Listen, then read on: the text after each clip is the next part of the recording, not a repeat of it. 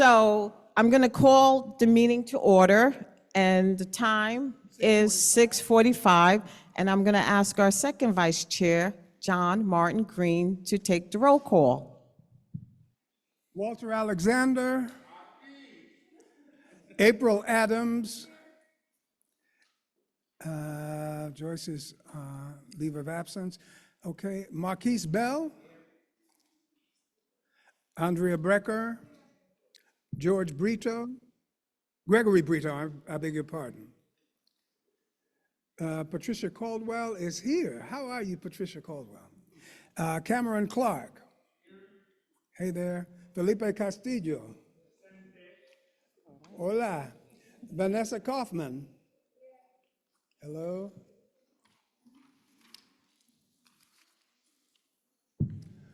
Juan Colmenares. Gretchen Connolly. Dejan Del Pino. Marita Dunn, how are you? Elizabeth Eastman. Victor Edwards is excused. Dr. Charlotte Fain. Lydia Gerson. I am present. John Martin Green is present. Michael Gross. Daria Hardeman.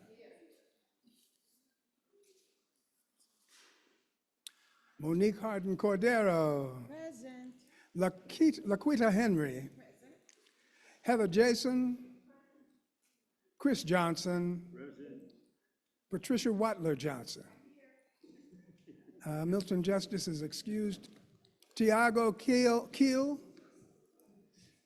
Theodore Kovalev is not yet with us. Christina Maria Lopez. Hey there. Tina Lumley is excused. Rhea McDonald. No, I think Tina. Oh, Tina is here. Hi. Hello. Deirdre McIntosh Brown. Hello. Yes, you are.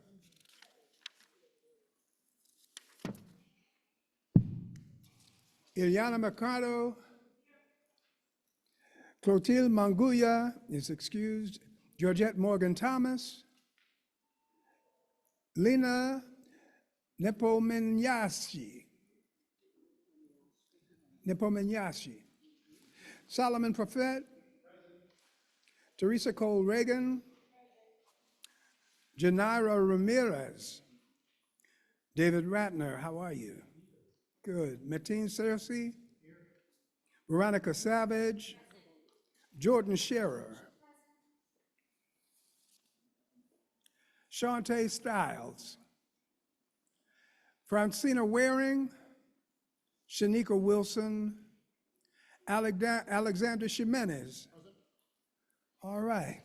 Okay. I'm fairly certain we do. Bear with me.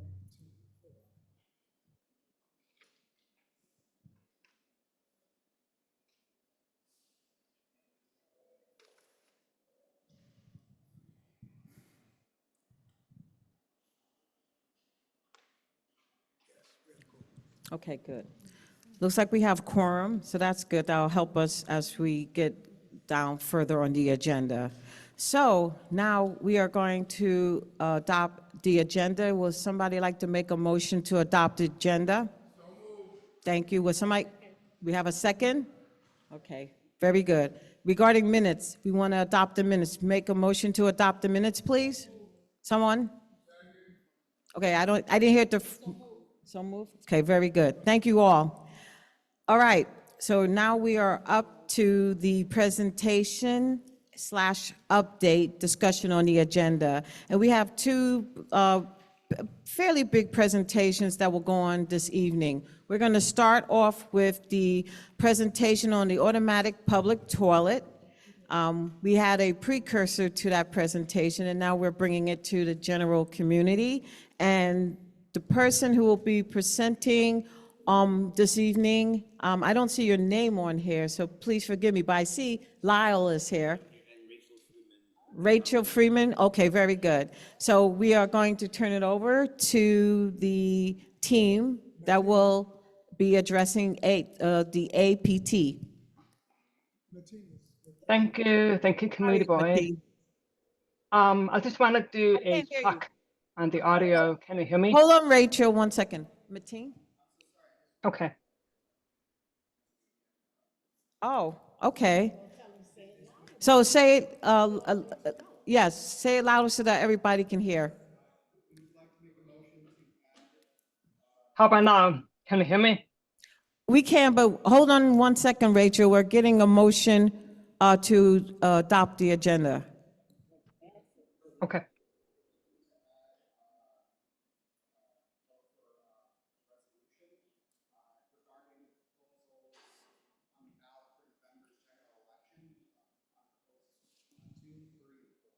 Oh, that didn't get added? Okay, so then we are looking to add something, a slight change to the agenda to add motions regarding a ballot initiative. Is that correct? Okay, so we will add that, and I assume you'll be speaking to it. So once again, I want to make a motion to adopt the agenda with that slight change. Very good, thank you. All right, Rachel, you're on to speak. You ready, Rachel? Okay. Thank Thank you. you. Thank you. Thank you, MCB9, for having me here tonight. And more importantly, to provide a hybrid setup. I just want to be clear. My name is Rachel. I'm also deaf. I don't have an interpreter right now. So if you have any questions, you can save it for the end, and I can be able to answer any questions that you may have. I'm Director of Concessions and Franchises here in New York City Department of Transportation. I am proposing an automatic public toilet at 12th Avenue and St. Clair Place in your neighborhood in Manhattanville. Next slide.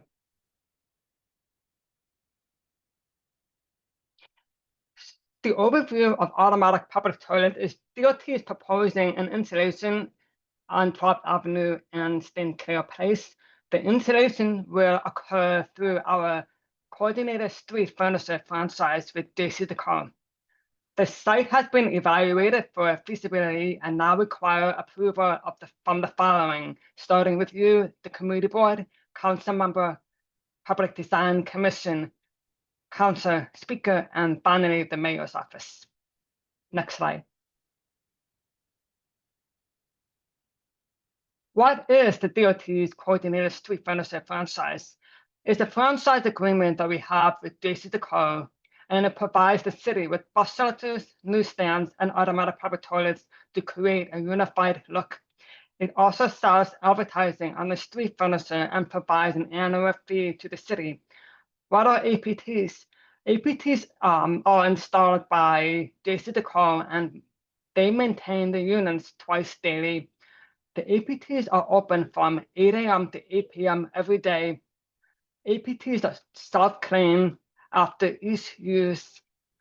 Each person can go in for up to 15 minutes of use.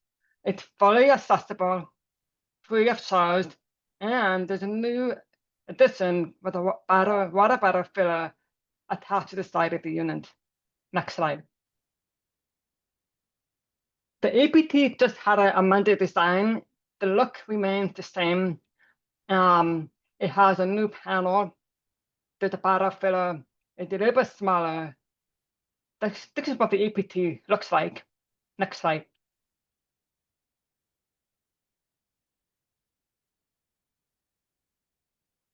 The APT does have specific site criteria. We need the APT in the front of the door.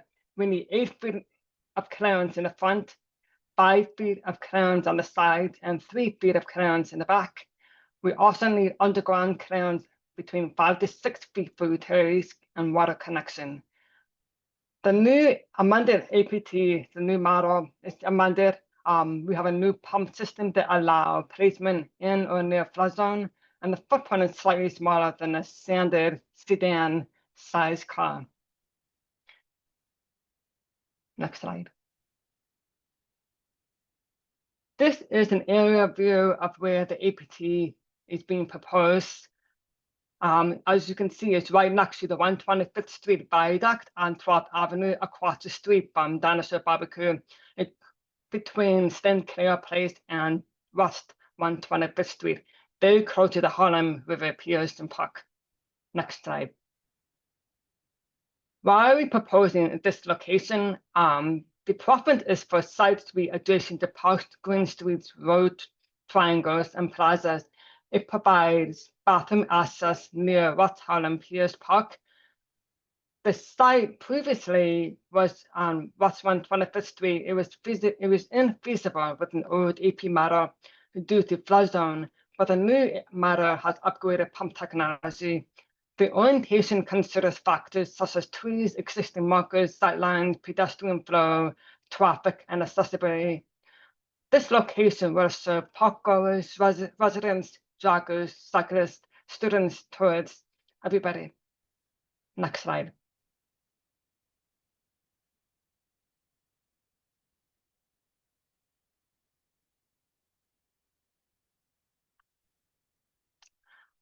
I want to present the overview of what this site looks like right now. We are looking at 12th Avenue with the viaduct, 125th viaduct behind us.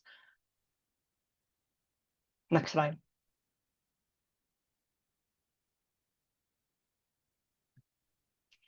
This is an overview of us looking towards the West 125th Street with St. Clair behind us. And next slide.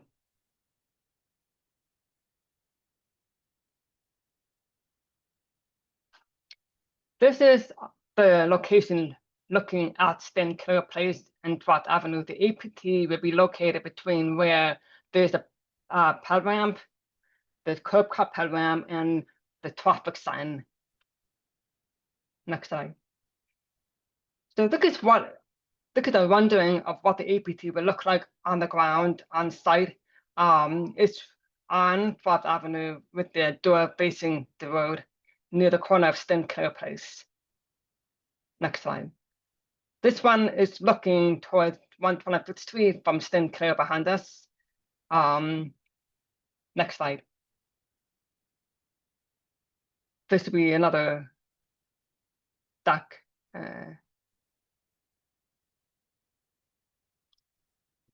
Great, thank you. This one faces 12th Avenue with a battle filler on the north side of the EPTs.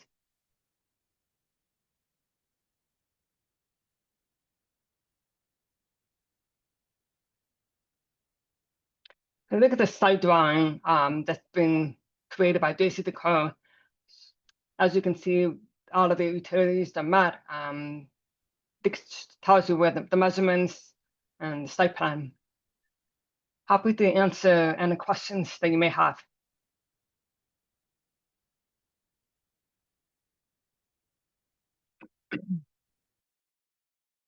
Okay. All right, so we will pass the mic around if you have questions.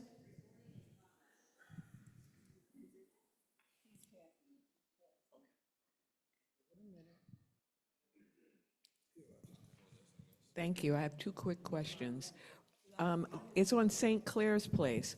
Why don't they put it right in front of the 125th Street, right? I don't know the name of the street, right across the street from, right, that viaduct that you have to walk through. Why did they choose St. Clair's? Because it's off the beaten path. Is there a reason why that place was chosen? And especially at night, I wouldn't want to walk over there. I feel more comfortable with more lights. It's not lit that well over there. It's like one block over. It's one block too far west. I want it further west. I want it right in front of the pier. I was wondering, and the second question is, who's going to manually clean it? Because, and how is that going to happen? I saw they say it's self-cleaning. Yeah, self-cleaning. I know it's self-cleaning, but we know that what can happen. So is there going to be like, it's going to be, who's going to monitor it to make sure that it stays clean?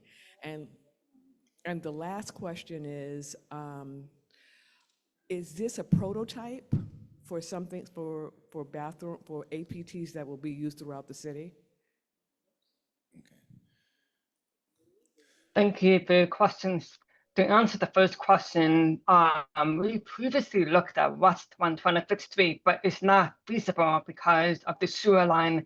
The pumps that we have currently will not be enough or strong enough to pump out the waste to the sewer, and it's just not. The utilities are not quite there for the location of West 125th.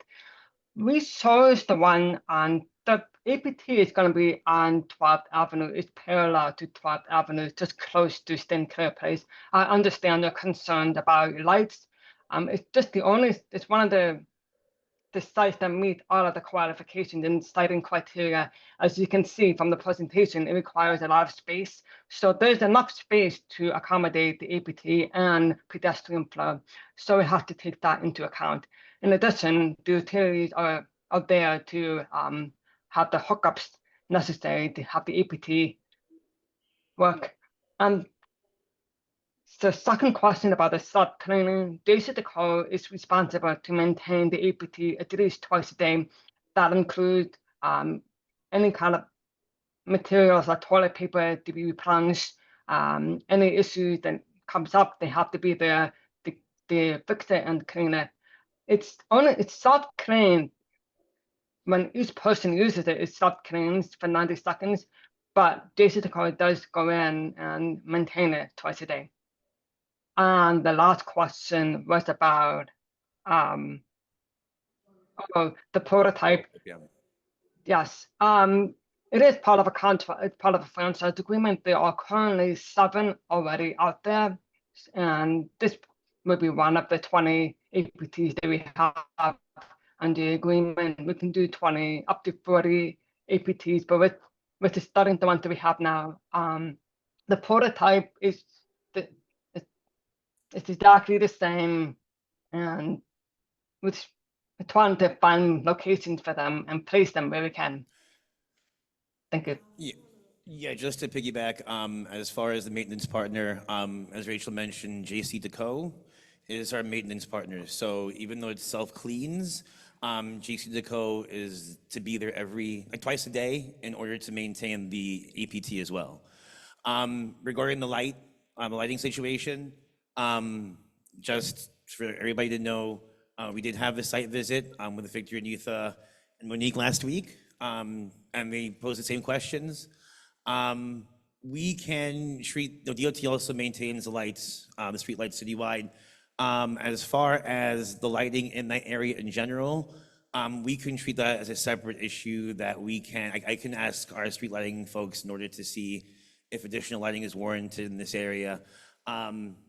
Victor and Youth also did, and Monique also did express a few other concerns as far as signage, that sort of thing.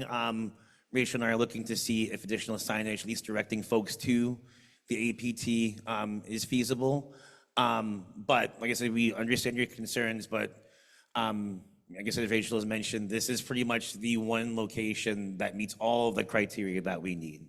As far as utilities, as far as sewers, drainage, yeah, there are not very many sites really citywide that meet the criteria. So we were actually lucky to get this location within the CB9. As I understand, there's been, more or less a clamoring for public toilets in the neighborhood for quite a while. I've heard decades. More. Yeah, and that was another thing also. We know that Harlem Pierce Park doesn't have a bathroom. So hopefully this bathroom will be used, pretty much as a supplement for the park goers, as well as, that's pretty much, going to be the main bathroom for park goers. And also, hopefully it gives some relief to Dinosaur Barbecue as well. I'm sure some folks go into the restaurant to use their bathroom if they're in that area. So, this is going to be a public toilet. So hopefully it'll be a huge benefit to the neighborhood once installed. Sorry. Thank you for that presentation. Refresh my memory in terms of when is anticipated for this installation. And I'm thinking that when the restaurants come back, it's going to be pretty busy over there. I don't know the anticipated date for 12th Avenue, but it's going to be pretty busy and it should be, well lit and all. So, but anyway, when do you anticipate this? And if it all comes together, it could work out, pretty well, pretty nicely. I saw a hand towards the back.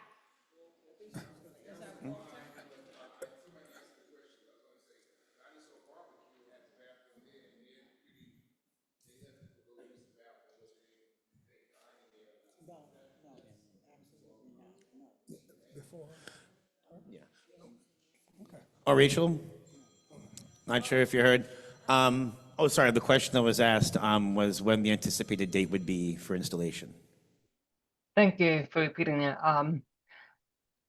But we have to go through the approval process first. That can take between 6 to 12 months, and then installation might take another 3 to 6 months. So it'll be a year before we can see it installed.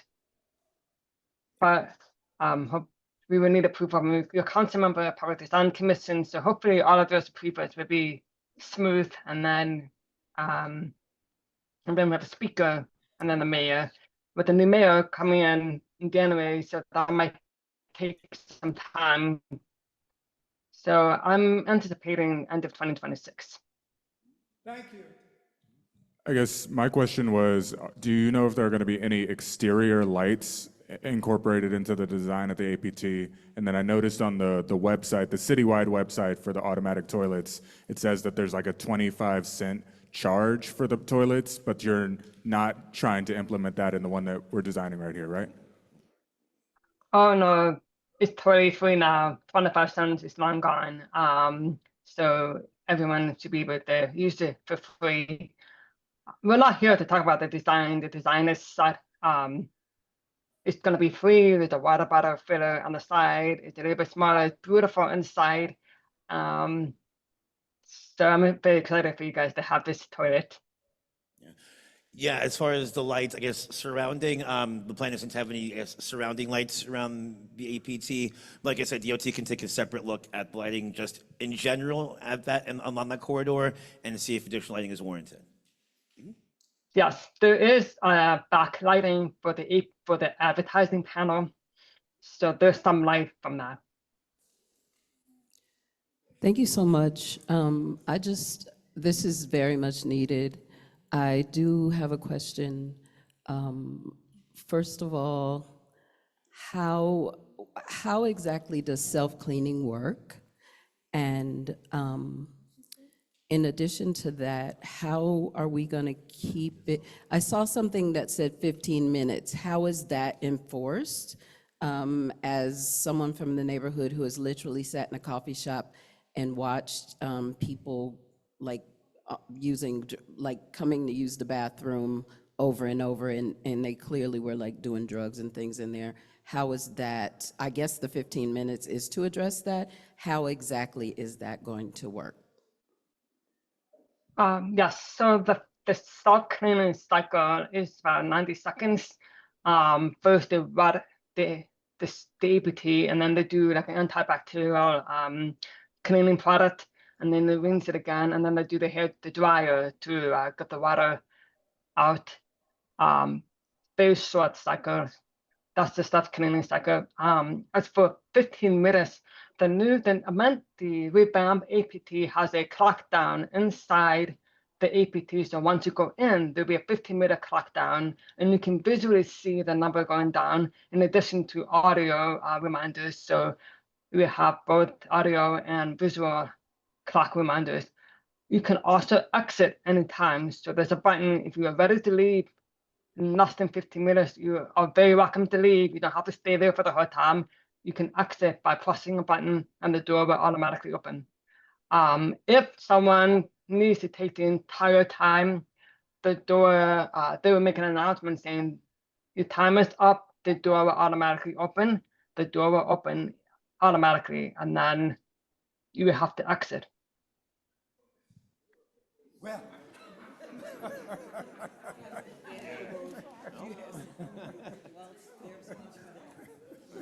Are there any more questions? Are there no other questions? One more. Okay. Yeah, this will be the last one. And you can send others, and we'll continue the conversation, because this is a big deal, so. So I had a question about security. In an ideal world, the machine is working. In a real world, it breaks down, someone stays longer, there are issues.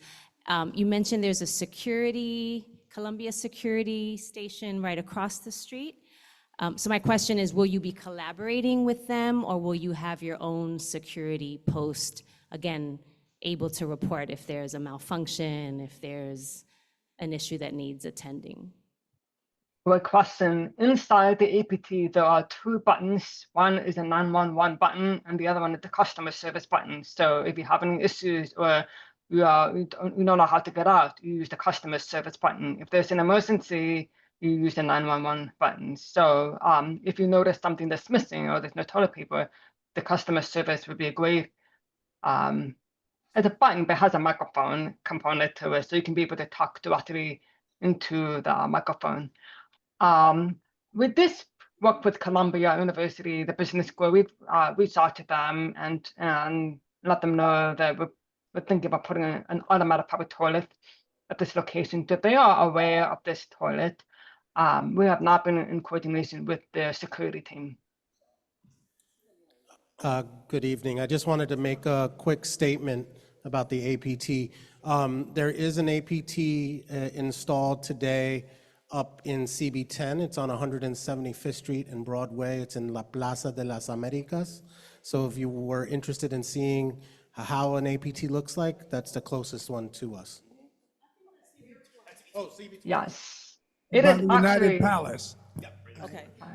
This Thank will you be for the bringing last question for now, because we want to make sure we get to the next one regarding the project, 1727 project. So, Lau. I just wanted to make a statement that where this is located is across the street from the West Harlem Piers. In the summer, the West Harlem Piers is very active. And so the idea that this would be necessary, and we had been asking for it for many years because of it. So it will be very well attended, very well watched. And what I would suggest is that all members of Community Board 9 and the West Harlem area pay more attention to the West Harlem Piers and what it has to offer you than to not know what it does. Thank you. We're going to pass the mic to this young lady. So this will be the absolute last question. Okay, you got you're going to close us out. Okay, now, when you talk about the cleaning twice a day, is this a 24-hour opening? Is the twice a day during the day? It's open from 8 a.m. to 8 p.m. Okay. And it self-cleans. Okay, in now- between the twice daily maintenance. Let's say someone goes in and for some reason they have an accident. How does that self-clean? It's cleaned after every use. No. Well, what's clean? Is it the toilet that's clean? Is it the floor that's clean? The whole thing is sanitized with water? It's a 90-second self-cleaning operation. So there's antibacterial. Basic, yeah, pretty much. The walls, the floor, Oh, okay. toilet. Okay, so the whole thing is done. Okay, that's what I wanted to know. Because, I can imagine, somebody gets sick on their stomach, they rush to the bathroom and vomit on the floor. Oh, yeah. After every use, the bathroom is self-cleaning. It takes 90 seconds, and it's quite thorough, so nothing to worry about. What if I can't wait 90 seconds? All right, stop being a troublemaker. Okay, so very good. Thank you so much for all those thoughtful questions. We know this is an important issue, and we'll be addressing it again later on in the agenda. All right, next up. Thank you, everyone. Thank you, Rachel. Yes, Rachel, thank you. Thanks, Forgive me. Rachel. All right, and Lyle, thank you as well. All right, so next up in terms of presentations, continued discussion on 1727 Amsterdam Avenue. And I see Joy Resser Are you the one that will be presenting? Okay, very good. Come this way. Good evening, thank you.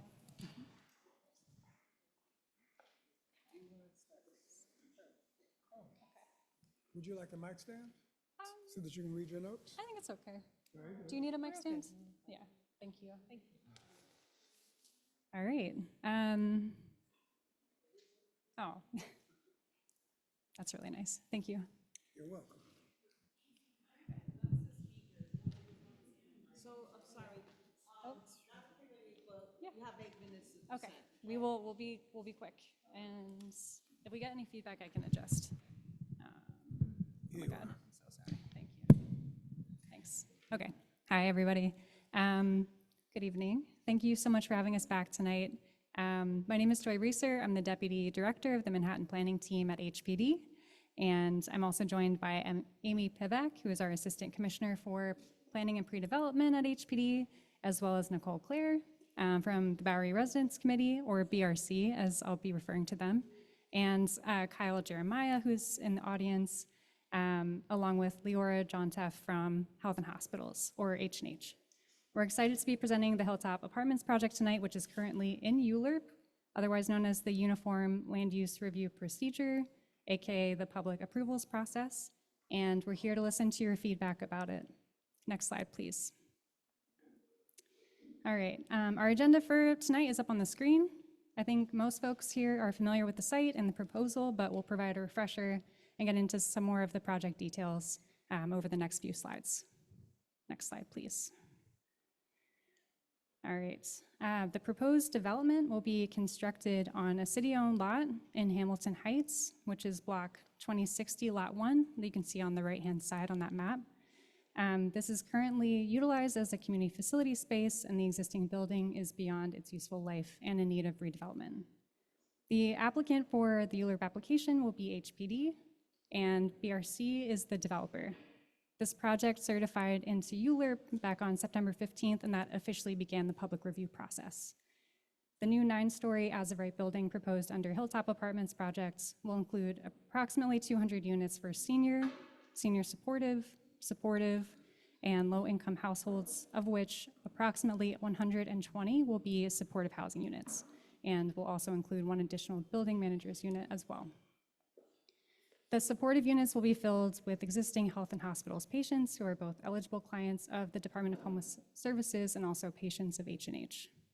The proposed project will also include replacement community space for the Emma Bowen Center, which we'll also get into in the next few slides. This will be developed under HPD's Supportive Housing Loan Program, or SHLP, and area median incomes for the non-supportive housing units, of which I believe there are 79, will be affordable to households or individuals earning up to 60% AMI. For all units in the building, including the 60% AMI units, tenants will be able to use rental assistance to pay for their rent. To facilitate the project, HPD is proposing the following land use action: designation of the project area as an urban development action area, and approval of an urban development action area project, which you often hear referred to as a UDAP, on the project area and disposition of the development site. Next slide, please.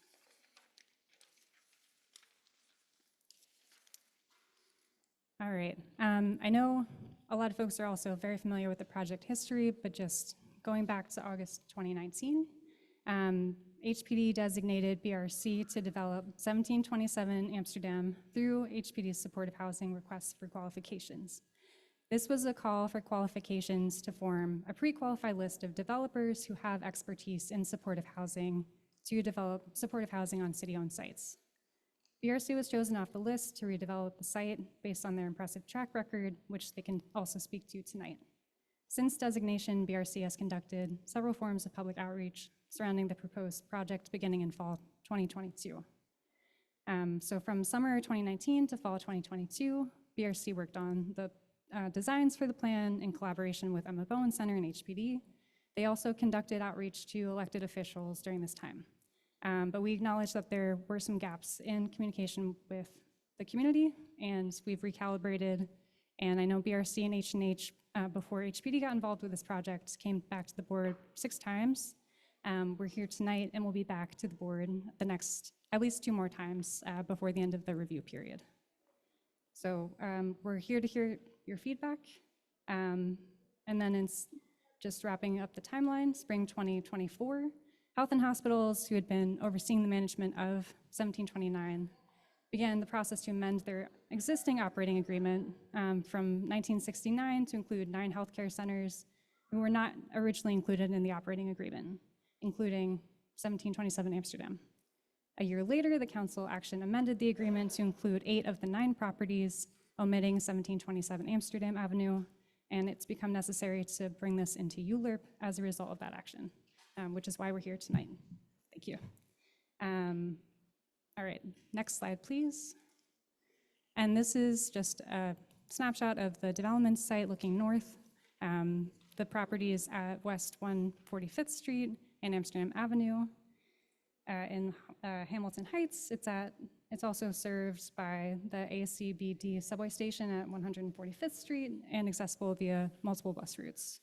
And now I'll turn it over to Nicole from BRC to take us through a little bit more about the project. Thank you, Joy. Next slide, please. Thank you. The picture to the left, the rendering, just shows what we project the building to look like. We will be tearing down the existing building that Joy mentioned beyond its useful life and efficiently laid out in a lot of ways. The main housing entrance will be mid-block on Amsterdam Avenue. We can see that there's activation happening on Amsterdam Avenue with the Bowen Center entrance on the corner of 146th Street. Also a lot of glass into the lobby giving an opportunity for some seniors in the building to socialize. We'll provide 24/7 staffing, so 2 desk clerks at the main entrance. The exterior will be well lit. The image on the right just shows some amenity spaces in the building, both interior and outside courtyards. The next slide, please. Thank you. This slide speaks to the unit mix, as we mentioned, 200 apartments, 100% affordable, so to households earning less than 60% of area median income.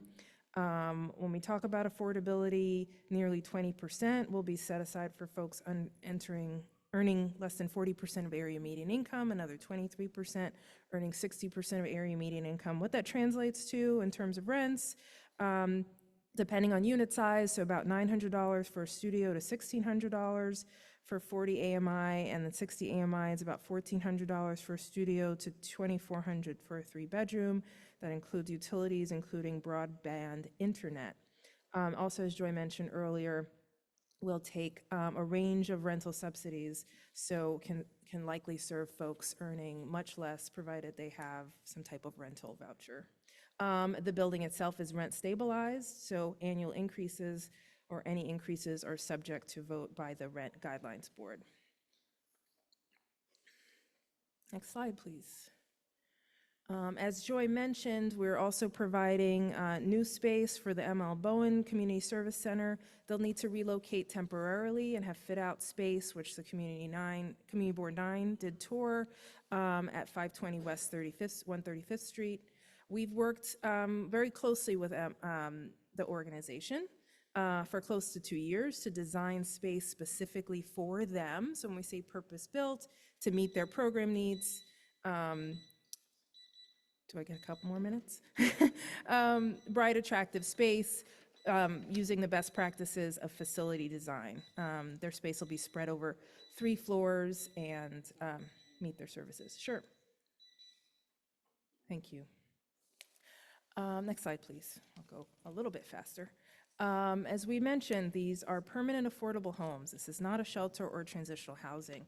All tenants will have rent stabilized leases and will have on-site support. So that's dedicated, caring, on-site staff to work with all tenants. All tenants have access to services that's funded by the city's 1515 program. It provides case management, as we mentioned, 24/7 staffing, wraparound supports, staff including healthcare navigators, activity specialists. The type of services we may offer to families, for instance, is homework help.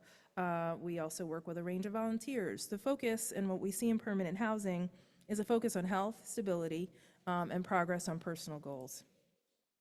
We mentioned the referral process for the supportive tenants, BRC's track record. We operate over 1,100 units in the city presently and have another 500 in the pipeline. We think of it as community-rooted living, so we will, including the on-site staff and work closely in partnership with other local organizations and resources. Next slide, please. Other community benefits, as we mentioned, the biggest one is affordable housing in a city where it's very unaffordable. Supportive units, the space for ML Bowen, local jobs and supporting the local economy. So construction jobs, we anticipate approximately 250, working closely with our contractor to commit to local hiring. Permanent full-time jobs, as we mentioned, for staff such as case managers and operation and maintenance staff. BRC standard practice includes local job fairs, which we'd be happy to target to Community Board 9 residents and also workforce development. I think I mentioned last week at the public hearing, people can look for jobs at BRC now. We're always hiring, and we take specific focus on, as we mentioned, developing our staff, so there could be an opportunity when the project opens for transition there. We would also offer housing lottery workshops and application support for local residents and continue to explore opportunities to host community meetings. Okay, I think there's one more slide from Joy, and there. Thank you, Nicole. I'll keep this brief, but we certified back in September. The community board review period runs through mid-November, and we're expecting to wrap up with ULURP by spring of 2026. But we welcome your feedback, your questions. Want to hear from you tonight. Thank you. Okay, so we are going to open up the floor to questions. I know there are probably a lot of questions and concerns. Please keep your questions tight and succinct so that we can move this along. Okay. You want to do this? Sure. Okay.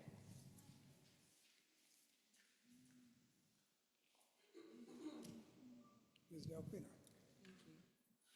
Hi, I saw on the presentation you said you're going to commit to local hiring with the construction jobs. How are you going to work that out when hiring from union establishments and things like that? Because I think a lot of the unions don't have a lot of local people in them. Understood. And the nature of affordable housing in the city is we actually don't use union labor typically, so it's typically non-union. It depends on the specialty. For instance, maybe elevator work might be unionized and that kind of thing, but most of the trades are non-unionized. So we hire a general contractor who hires subcontractors. In some cases, they may add on work, so certainly laborers, other things. Contractors are where they're getting their guys from. I'm saying this because I actually work doing construction litigation, so what you're proposing doesn't make a lot of sense, practically speaking, because are you not vetting the subcontractors? How do you know they're not getting union labor? And then if they're getting union labor, again, it's not coming from this community. So how are you figuring that out? Yeah, our experience, we work closely, on other projects. They may do local job fairs, local outreach, specifically construction jobs, and then we ask them to report out. For instance, they'll provide the names of the workers and what zip code they live in, and so that's how we monitor it over time. But they promise also, the contractor we're talking to have local job fairs and talk to people about opportunities. We will bring that to a future meeting, for sure. That's definite. Hi, I just would like to request, I didn't see, I'm glad that you have the presentation, but I think that we need to study this a little more carefully. So I would like to ask, can you have a copy of this presentation sent to our office so the board members could look at it and review it? Oh, you have it already? Oh, we didn't get it. Okay, thank you. I wanted to. Thank you. All right, how's it going? Thank you for the presentation. I guess I had 3 questions. I think the first question was, and this might be more towards, HPD, but I was wondering why the decision was made to award the land in its entirety to BRC rather than pursue a ground lease. It feels like a ground lease would give the city sort of a little bit more leverage to hold, BRC accountable to, ensuring that the units are maintained, affordability in perpetuity. I think and so that was question number one. The second question was around, the pursuit of, whether this project itself, if this is finalized, if this is fully fleshed out, if there is any opportunity for feedback before, before we're sort of being asked to do like an up or down, yes or no vote, or if there are opportunities for feedback. And then the third thing was, I think, towards something that was mentioned at the ULURP hearing. And it sort of alluded to, that HPD gets a lot of federal money, and that, if this project is not approved in like the next couple years, or if this project is not approved sort of immediately, then like there's some sort of like uncertainty about like the financial feasibility of this project in the future. And I just wanted to ask if that's something that if that's your sort of professional opinion, that like if this isn't approved, now, then there will not be the opportunity to do this again in like another couple years. If we wanted to like, as a community say like, oh, why don't we just like, do the upzoning and like, do a more, a plan that has a little bit more depth to it. Thank you for all those questions. I'm gonna do my best to answer all of them. So I know that the question about the ground lease has come up quite a bit. When this project was going through H&H's disposition authority, I know that had a ground lease associated with it. HPD typically disposes of the land to a developer in the same way that we're doing here. We do have regulatory agreements that have a lot, and I know the board has asked for certain regulatory agreement examples. We can share those. The Lirio in Hell's Kitchen is a really good example of a recent supportive project that has a lot of, they're really long documents, but there are a lot of restrictions on affordability. The rents are outlined in that. I can get more information about how exactly they're enforced, but we do also have a massive code enforcement team at HPD. Trying to think of other things. So typically there is a 65-year regulatory agreement. Sorry, 60, thank you, Nicole. So that's how long the regulatory agreement lasts, but typically there's a reverter clause that gives the developer the option to either pay interest on a massive mortgage or renew the affordability. So typically the developer tends to do the latter, and I will also say that all of these units are rent stabilized. So folks will not be kicked out of their homes. There are protections associated with those units as well. Thanks. I was going to add one point about affordability and perpetuity. I think it's something that came up at the Land Use Committee as well. And specifically those senior units, because we are taking advantage of what's called mandatory inclusionary housing, so that allows us to get a few more units in. We're trying to maximize housing. Those units itself, so about 23 of the projects, will be permanently affordable. But as Joy mentioned, it is typical across the affordable housing development world in New York City, for-profits, nonprofits, that there's a 60-year affordability. We have to register every unit with the state and the city and ensure affordability that way. Everyone gets a rent-stabilized leases. Effectively, there's, in the new modern era, there's very little corruption related to affordability long-term. Sorry, there's two other questions, and then I'm happy to answer another one. Opportunity for feedback. We're here tonight. We want to listen. I know that you all are collecting feedback from the public as well until November 15th. We're going to take all of this into consideration, take the feedback back to our team and see what we can do. But we've heard a lot already, and we're interested in hearing more. And then HPD getting a lot of federal funding. I do have a little bit more information about the funding sources for the project, and Nicole can fact check me. So this project is receiving LIHTC funds, which are low-income housing tax credits. It's 100% LIHTC, so tax credits are being granted for every unit in the building, and the project is maxing out their tax credits. That is federal funding, and that makes up 45% of the project. So that is a concern. In addition to that, the project is receiving HAP funding, which is from the state. It's a competitive funding source that does have an expiration date. and the state does not usually guarantee extensions. So there are some risks with delaying the project in terms of funding. And that's just the reality. But I don't know if Nicole, you want to add anything else? Okay. We can send a list of sources. Yeah, that's fine. We asked many questions in the last 3 years about this project. Hello, I'm here. Welcome, Naris, Housing Committee. We asked many questions from HPD especially. They never came. This is the first time we hear from you. Despite that, HPD is notorious for, what's the word, neglecting this community. You can go to many buildings in this area. They were all rain stabilized, rain control, and now they're no longer. My building, 450 West 149th Street, 436 Convent Avenue, almost half of it, or even more than half of it, is completely rain stabilized, taken out of completely of rain stabilization. So this is not a project we looked at for years, and the city council member who is in this area removed people over this project. So I don't know who you have to talk to, but that needs to be talked about. In addition to HPD being in some sort of way inspected, because you guys do things without our consent, So take it to who you need to talk to about this, but we're very unpleased about this whole situation. This is not the project we looked at. For many years, you never came to talk to us. I don't know how you answer that. Yeah, no, that's true. We were not involved in this project. We were supplying financing, but this project didn't require HPD's authority to dispose of the land. Yeah, but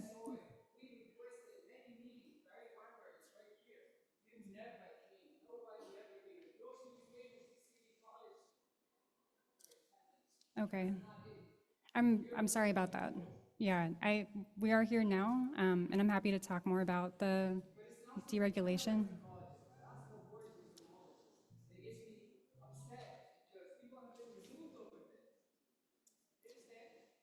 Yeah, that was not our decision. I want to be really clear about that, and I'm sorry to hear about that too.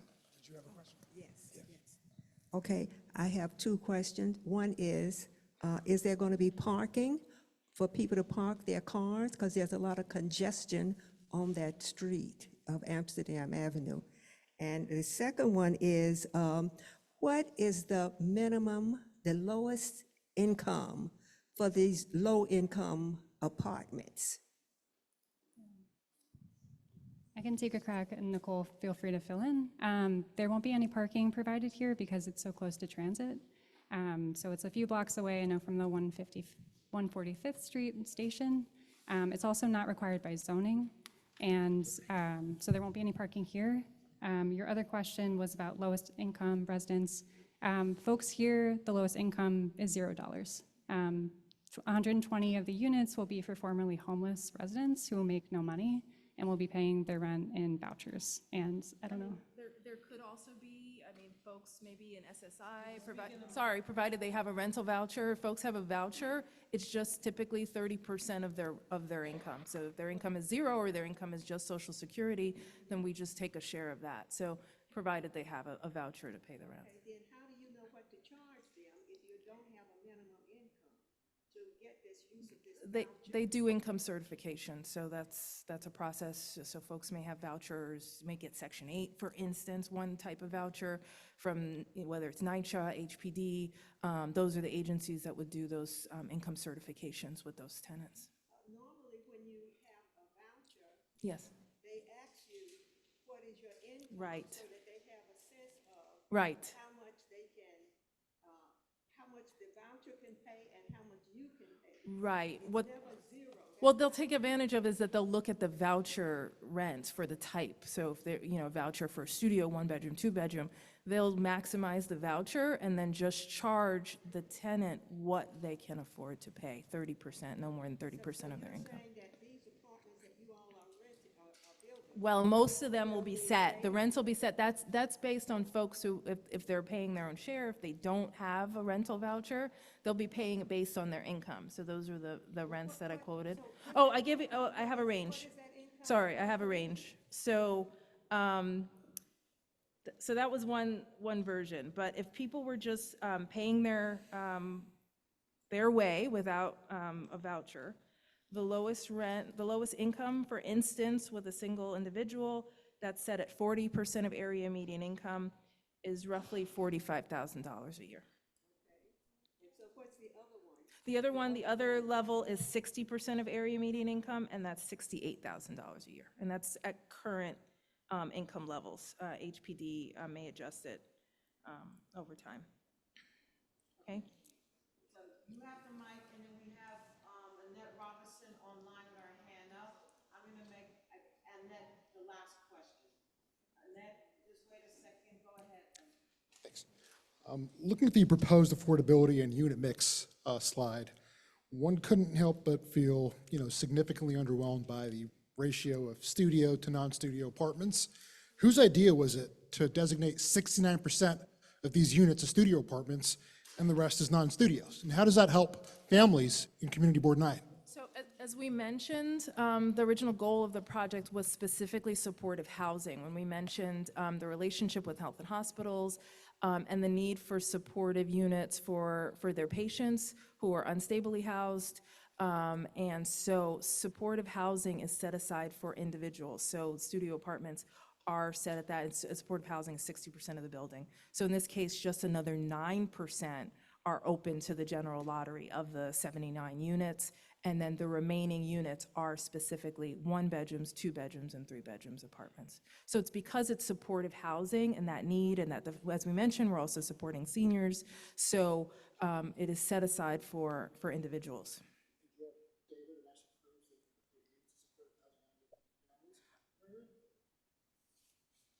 There's a lot of data on supportive housing, both at the state level. There are organizations called such as Supportive Housing Network of New York. So there's a lot of data on the need for supportive housing in New York State and New York City. In this area, we focus, as we mentioned, and it didn't make the shorter slides. Harlem Hospital alone has 5,000 patients who are unhoused. Right, and so they're mutual clients of Department of Homeless Services. So that is a need that's specific to the Harlem area. I just don't hear that being contextualized about it as a family. And I'd love to view that data and welcome to it. Okay, Annette. Good evening, everyone. Annette Robinson, former board member here. And I don't have a question as much as I have a statement, because I seem to be hearing an undertone as if this is the last best offer. And if for some reason this project isn't pushed forward, the financing would not be available. And I would say, with all of the fear mongering that we're experiencing today on a daily basis, let not this project be that fear as well. We have the right to request the project that we want, and whoever is in power, we can present it to them to get the money that's needed. So let's not be, it's either and or. If we don't do this now, the money is not going to be there. That's just not true. And release the fear. Let's not go there. That's my 2 cents for today. Okay. Pass this back to Andreas and promise that it comes back up here quickly.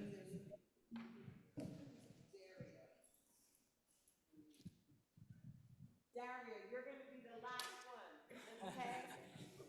I do mean that because we have to be conscious about time so that we're out of the space on time. Okay, so hi everyone. 2 quick questions. We heard you both say that the building is beyond its useful life. Health and Hospitals currently has about 30 Gotham centers, at least 10 of which were built in the same year as this building. So why are the other buildings that look identical to 1727 Amsterdam not beyond their useful life if many of them were built in the same year? That's my first question, right? The second question that I have is, I think a representative from Health and Hospitals at Wednesday's ULURP hearing stated unequivocally that there wouldn't be no services on site. Today, you're saying that there will be services on site. So there seems to be some confusion. Could you clarify precisely which services will be on site? So those are my two questions. When we talk about services, we're talking about the supportive services that are offered to the tenants in the building. So that's the services that BRC will be providing via the case managers, et cetera, the staff. Could to you the elucidate supportive. precisely, enumerate? We have on-site staff. It includes folks who do case management, meet with the tenants, understand, assess with them their personal goals, meet with them very regularly. It is under the oversight of other city agencies who provide the funding, including DOHMH, that's Health and Mental Health, and HRA. They provide a range of services. We do have, and I think we've provided in the past, and we can provide again. We've been trying to find out for years, so you could help us, please. Yes, they provide services such as entitlement support, living independently, connecting folks to, if they want, job placement. So effectively, we meet people where they are and their specific needs. I mentioned families. We provide homework help is one example if there are children in the household. We have volunteers who come in, and we provide holiday meals. We may provide bingo nights, film screenings. So it's really a broad range. Sorry, I'm just trying to find here. Yes. There will be services on site, or people are being referred out? It's a mix. So it's on site. On site, there's case management. So, sorry, I found the list of the social services. Medical and behavioral health coordination, benefits enrollment, as I mentioned, independent living skills training, socialization and support. We mentioned the large number of seniors, so obviously encouraging that socialization in spaces in the building. We have outdoor spaces, indoor spaces, other services to meet their goals. So it will include referrals based on their needs to other local organizations, but they're meeting regularly with on-site case managers. Okay, that's very helpful. So those are all unlicensed positions, right? Just to be clear, like if they need to see a physician, if they need to see a registered social worker. That's outside, but they that's have to also go. a piece of it. So there's a job that's also, for instance, a healthcare navigator, right? Making sure people are making their health appointments, in some case, taking them there, driving them in the van to their appointments. And when we talk about licensing, I have to look specifically, but I believe a couple of them may be required to have social work, either MSW, LMMSW, clinical social work training.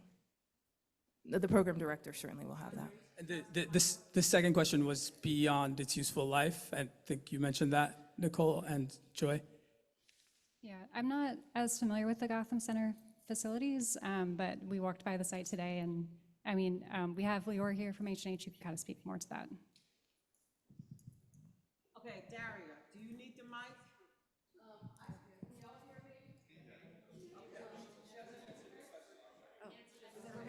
The T. Is that okay? Yeah, that's okay. I think you had a question is why does a 50-year-old Gotham site in New York City, which is our New York City Health and Hospitals. First, let me introduce myself. What was the question? There are 12 other sites exactly like this one, including Woodhull Hospital, which was built after. This one is called Beyond Its Useful Life. Why is the one that has beyond its useful life when the others aren't? When they're built in the same period? Is there an explanation? I'm not sure about the 12. I'll just tell you New York City Health and Hospitals. My name is Leora. I work at New York City Health and Hospitals. I oversee our Housing for Health program. We have 11 acute care facilities, and we have 40 Gotham clinics. I think you're asking, why are Gotham clinics that were built 50 years ago beyond their useful life? And the building at 1727, I don't under... All of the buildings were built at the same time. We're talking about the one on Gerard Avenue, right, where you're building supportive housing. That one was built at the same time. Right, so I'm trying.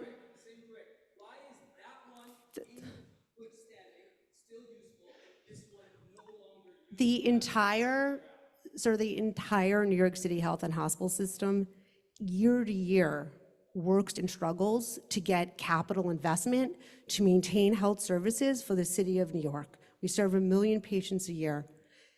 We provide healthcare at those sites. In some cases, when we can, we build insurance and Medicaid at those sites. The site at 1727 is in physical disrepair. It's an HVAC system that doesn't work. We don't get rent to support the operations for that building. The building is old and needs a significant capital investment, as does the entire system, because there's just, frankly, just not enough money to maintain New York City infrastructure.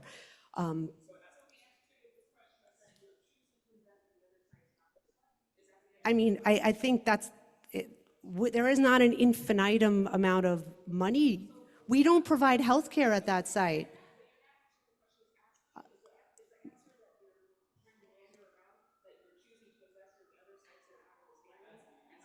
No, but we don't operate healthcare services at that, ma'am. New York City Health and Hospitals maintains a site. We don't operate healthcare services at that site, right? There's no healthcare that we provide at that site.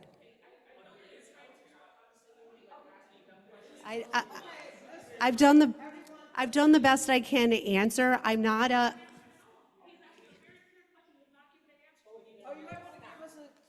I gave you the best answer that I can give. Okay, so then we're going to take the last question, which is Daria, and then we're going to move on. Okay, everyone? Oh, sorry. There you go. Hello. Hello. Who is that, Ted? Hello. Yes, we see you on Ms. Caldwell, Okay? Can you hear me? Yes, but we have another question on the floor. Right. Oh. That's going to be the last one, actually, because we have on. Sorry, Ms. Caldwell. Go ahead, Daria. Okay, I just want to say this really quickly. Thank you so much for the presentation. You see that there are some feelings about what's going on here. This has been talked about for a long time, and for you all to just come before us when it's actually, when you have to, because of the process, we have feelings about that. The fact that this is a mostly formerly homeless, most of the units are going to be for the formerly homeless. People in Community Board 9 who are already community members need homes as well. And we are really being overrun with supportive housing. The people who are formerly homeless are likely not homeless from this neighborhood, and it seems like the whole city, every drug user, every formerly homeless person is being sent to us. And clearly, people need treatment, people need homes, but for all the supportive housing to be sent to us, it's just becoming overwhelming, especially when we need homes too. We need affordable housing too, people who are homed and who work and all of that.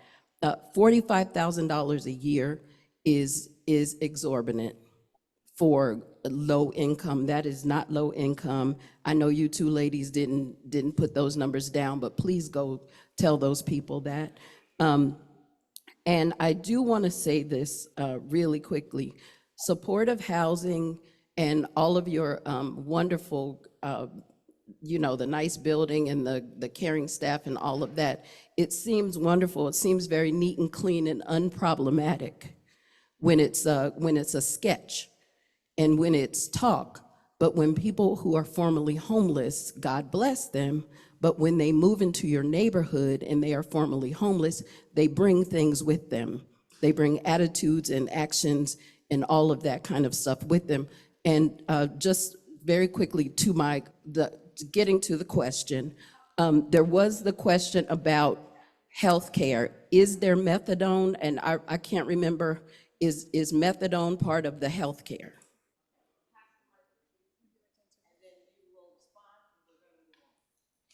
No, there's no methadone treatment on site. I do want to thank you for expressing that. We're going to continue to listen to your feedback and see what can be done. But thank you.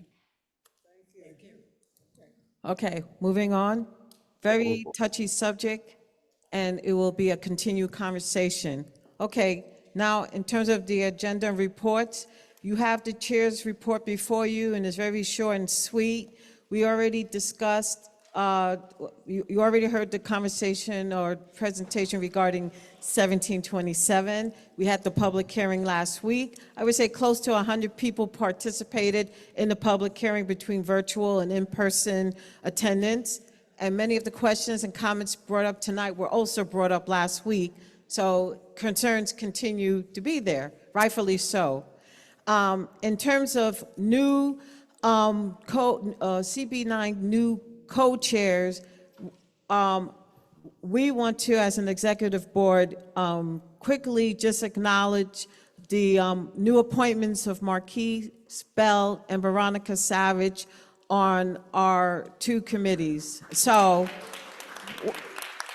okay, so Marquise Bell will be joining Veronica on landmarks and the LPP for short. And in terms of our other committee, strategic planning, Dijon DePino will be joining Chris Johnson on strategic planning. So welcome to both of you. Okay. Also, something big occurred. I feel like it was 2 weeks ago or something like to that degree. There was a street co-naming in honor of State Senator Bill Perkins. All right. A lot of people were in attendance. Everybody, I would believe all elected officials seemed like they were there. I know I was there, and there were many accolades awarded. I know at some point I had to leave, but it was a wonderful event, well attended indeed. And in terms of Columbia University, okay. So I know I wasn't in attendance, but the chair was. So once again, the gathering that occurred was Open the Gates rally at Columbia. And people from many different groups were there, once again expressing the concern. And members of the community board that were present include Lydia Gerson and Michael Gross. That's right. And, you know, once again, this has been an issue. Oh my God, how long has it been going on? Too long.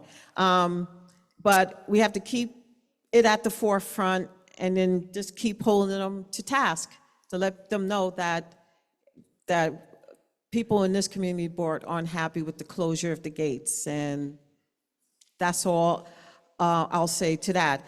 Other things I want to address quickly that aren't written on the paper are to remind our new members or just our community board members in general. There are mandatory trainings by the Manhattan Borough President's Office that will become active and available starting, I believe, October 20th. I believe all the sessions are virtual, so you should check your email, because I'm sure Youth has sent it out, and she will resend, and quite a few of them are mandatory, so please check your email and make sure you register and participate. And before I forget, I know an email was also sent out to the community board to ask people to dress your best so that we could take a group photo. So I'm going to ask everyone, if we finish early enough, which we're going to try, we're going to do a group photo. That will be used as we are looking to resurrect our newsletter. Stay tuned for more details. And that is the chair's report. And now we are going to move forward to the treasurer's report. Deidre, do you need the mic? I'm sure you do. Thank you. Good evening, everyone. The treasurer's report is in your packet. It's the green piece of paper, and it lists all our expenditures and funds that are on hand. We're also in the midst of our FY27 district needs statement review. Our district needs statement, as you know, is where we get together, we looked to see all the priorities within district. What are our needs? Be it education, housing, public safety, and we look at, begin to prepare the budget, both looking at capital expenses and ordinary expenses. The committee chairs have been asked to discuss the district needs statement in their meetings, and we're looking for you to forward those, your preparation of your documents to us. Also, we are also planning to have an open public town hall where the community will get together and express their needs, and what then we'll factor in everything before we send this off. That's my report. Thank you. Thank you. Oh, okay, so now we're going to ask our district manager, Youth Prince, to give her report. Good evening, everyone. In addition to my report that's included in your packet, I have a few upcoming events that I'd like to share with you. Senator Cordell Clare and friends of the Malcolm X Plaza are hosting a breast cancer awareness event. As you know, October is Breast Cancer Awareness Month. Their event will be held on Saturday, October 18th from 1 to 4. Programming includes resources in recognizing and treating breast cancer, tabling local health providers and advocacy groups, opportunities to sign up for the breast cancer walk, and performances by local musicians and poets. The DA's office will be hosting its 9th annual Community March Against Domestic Violence on October 22nd at the United Palace, 175th and Broadway at 5 p.m. Flyers are on the information table. And last but not least, Family History Community Workshop Open House. This is a Columbia University event. It will be held on November 1st from 1 to 3 p.m. here in this building, the Lee C. Bollinger Forum. The flyers are on the side table. The event will be held on Saturday, November 1st in the auditorium. That's upstairs, I believe, on the second or third floor, but the flyers are available on the table where Ashley is. That concludes my report, if you have any questions. Thank you, and just a reminder that we do have voter registration forms, and November 4th is Election Day. I urge everyone, if they like, to start early voting on October 25th, and make sure you vote by November 4th. Thank you. Have a great evening. That is absolutely correct. And if you are here on November 1st, of course, for this event, you can vote early, because that's happening here as well. All right, next, Patricia Watler Johnson. Thank you. Thank you. Good evening, everyone. Good evening, everyone. The Board of Directors, the WHTC Board of Directors met on September 20th. The next meeting will be on Saturday, November 1st. The Board of Directors approved the CBG grants awards. The awards totaling over 1.6 million were awarded to 102 grantees. And the information was posted on the website today, so I'm glad that you all included that in the packet. So you should be able to see the specific numbers as to everything. It was posted on the website today. The CB9 Executive Committee invited, the chair, Victor Edwards, invited the Executive Director, Ziad Ramadan, and also Judge Milton Tingling to attend the Executive Committee meeting, and I understand they did. They did. Let me see. The West Harlem Older Adults Alliance had a sightseeing boat tour on Saturday, October 4th, which was very successful. West Harlem Arts Alliance has an article in the Columbia Spectator about information that they have. I want to mention this one about Harlem's history as a call to action. And let me just back up. The events that I'm talking about are those that were sponsored or funded by, in part or in whole, by WHTC. Okay, there's an event coming up Why We Are Still Here and Save Harlem Now, and they're presenting Capturing the Black Imagination, Harlem as an Incubator, on Saturday, October 18th from 9:15 a.m. to 5:15 p.m. here at the Forum. And it's going to be a celebration of the transformative history of Harlem and capturing the Black imagination, anything else. One thing that I was impressed with was some of the people who are going to be speakers. It's an all-day event, and some of the speakers, you will be amazed. Playthell Benjamin, playwright, Herb Boyd, the legendary journalist, Valerie Jo Bradley of Save Harlem Now, former Borough President Ruth Messenger, Vinnie Bagwell will be there, Cinque Brath, who I understand is the son of Ilambe Brath. So this is going to be a high-powered event, and that I hope that, and if you can get information, go to the website, which is whilewesteallhere.org or harlemasanincubator.org. The Morningside Theater Company is having a play. It's only a play from October 30th to November 16th at the Morningside Theater Company. WHDC, in partnership with Community Board 9, the Greater Harlem Chamber of Commerce, Manhattan Community Board 10, instead of going to have a town hall meeting at the Harlem Arts Alliance Town Hall meeting at Harlem School of the Arts on Friday, October 31st. Studio Museum in Harlem is reopening, and that's going to be they're going to have a community day on November 15th, and also on November 16th, that's Sunday. And the Dance Theater of Harlem has dance classes that will be taking place. If you'd like more information, please visit their website. They're registering for classes through June 13th of 2026.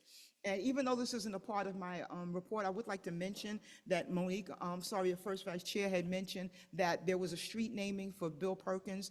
I was there too, and and they had T-shirts for sale, and I was proud to wear it. And I just wanted to mention his name because he was not only important to our community, he was important to the whole state, the whole city, and he has made such an impact. So it was an honor to be there with Monique and everyone to honor his memory. So Bill Perkins, may he rest in peace.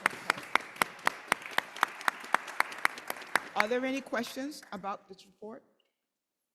Okay, thank you for your time and have a great day. Thank you, Pat. All right, is there anyone on from the Manhattan Borough President's Office? No?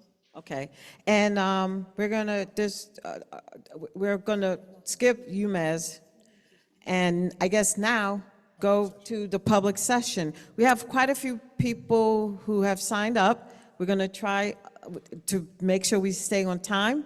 3 minutes is allocated to those coming up to speak. So our first person up, I'll let John Martin take care of this part.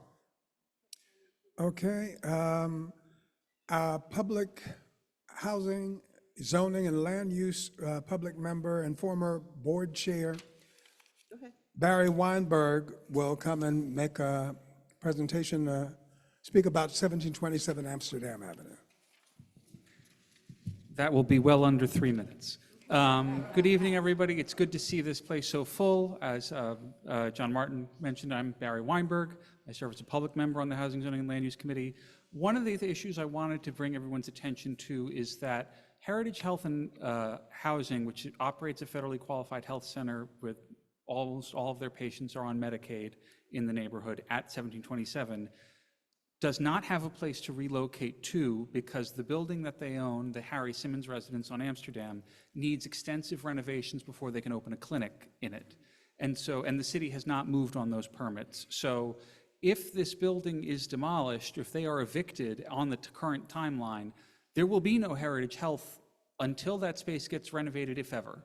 And I think that's important to note because part of the environmental review process is to see if there are any affected community facilities like healthcare facilities and daycares, and if they are affected, to study the impacts. And those studies have not been conducted on the impacts to the healthcare provided to our neighborhood, and especially our neighbors who are indigent and who rely on Medicaid. So that is something I want to draw everyone's attention to. You can find the environmental assessment statement online, as well as some technical memorandums that HPD has filed. The second thing I wanted to mention, separate from 1727 Amsterdam, is Patrick's on the Hill is an item up before the board tonight. It is a letter of opposition to a liquor license. I think I can count on one hand the number of times this board has ever opposed a liquor license. And we only do it under exceedingly rare circumstances that really require intervention. So I want everyone to know that tonight. This is not something we regularly do. I think the letter should reflect that because the SLA gets a lot of kind of bogus complaints from other people. But you know, this is important, and it's important to the health of the tenants. And you'll notice this is in that same kind of 4-block area away from 1727. So I've talked about the healthcare issue that didn't get mentioned much tonight. I also just want to thank State Senator Cordell Clare and Assemblyman Al Taylor for sponsoring a bill that would clarify in the statute that creates HHC, where it currently says Board of Estimate. Even when the Board of Estimate existed, it would still have to go through the Uniform Land Use Review procedure under the old city charter, and they would clarify that by changing the language in the statute to reflect that reality. And it is my firm belief that that contributed significantly to the fact that now we are undertaking the ULURP process. So I'd like to thank them, and I will yield the remainder of my time. Thanks, everybody. Thank you.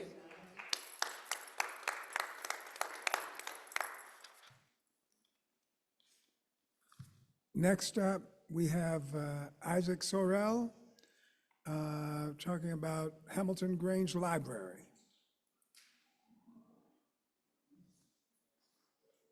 Hello, everybody. My name is Isaac Sorrell. Hi, Tina. I am the new library manager at Hamilton Grange Library. It's so nice to see you all and be here today. I just want to talk about some of our upcoming programs that I want to share with you all. First, NYPL After School has started. This is our free homework help program on Monday. It's Mondays through Thursdays from 3 to 6. Kids can come and get free homework help. There's STEAM activities, book recommendations, snacks. It's pretty great. We also have our social work intern starting as of this week. So these are social work students who come and are placed in the library and can meet with adults in the community about assistance with accessing resources, including housing, short-term shelters, food security, healthcare, and more. We're taking walk-in appointments on Mondays and just by appointments on Fridays with our social work intern. And last, for fun, I want to advertise our creative aging workshop, which is starting on October 28th. This is specifically for adults 50 plus. We have a great artist coming in to lead the series of workshops. It's called The Ephemeral Art of Kolam. It's a South Indian art form and drawing practice that combines meditation and creative expression. So if you know anyone 50 plus, or if that's you and you're interested, come check it out. All right, that's it. Thank you, everybody. Thank you. We have a question. Question? Yes.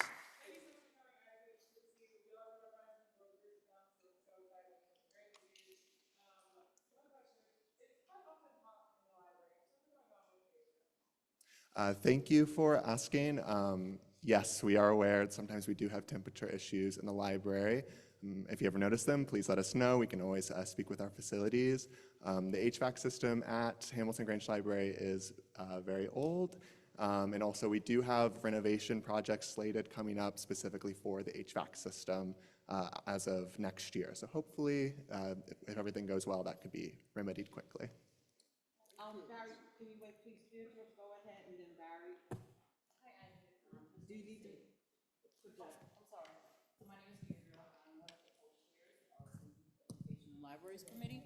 My co-chair, Shanika Wilson, may be virtual, so we want to welcome you to the neighborhood. Thank you. And we're going to invite you to our meeting, but I just wanted to ask, you said that there's a social worker intern, and can you tell us the times of? Yes, so she's available for walk-in appointments on Mondays from 10 to 6, as well as you can make an appointment on Fridays by either calling the branch, or she has an email you can use. It's hgintern@nypl.org. Barry, can you project some of this? Sure, send the mic back there. God bless. I know the board has had the HVAC system on its list of capital priorities for the city budget for many years. I'm clear that it's not moving forward. I would just emphasize to you, and of course Bruce Library knows this, please come to us when you need projects, when you have, there's nothing like a really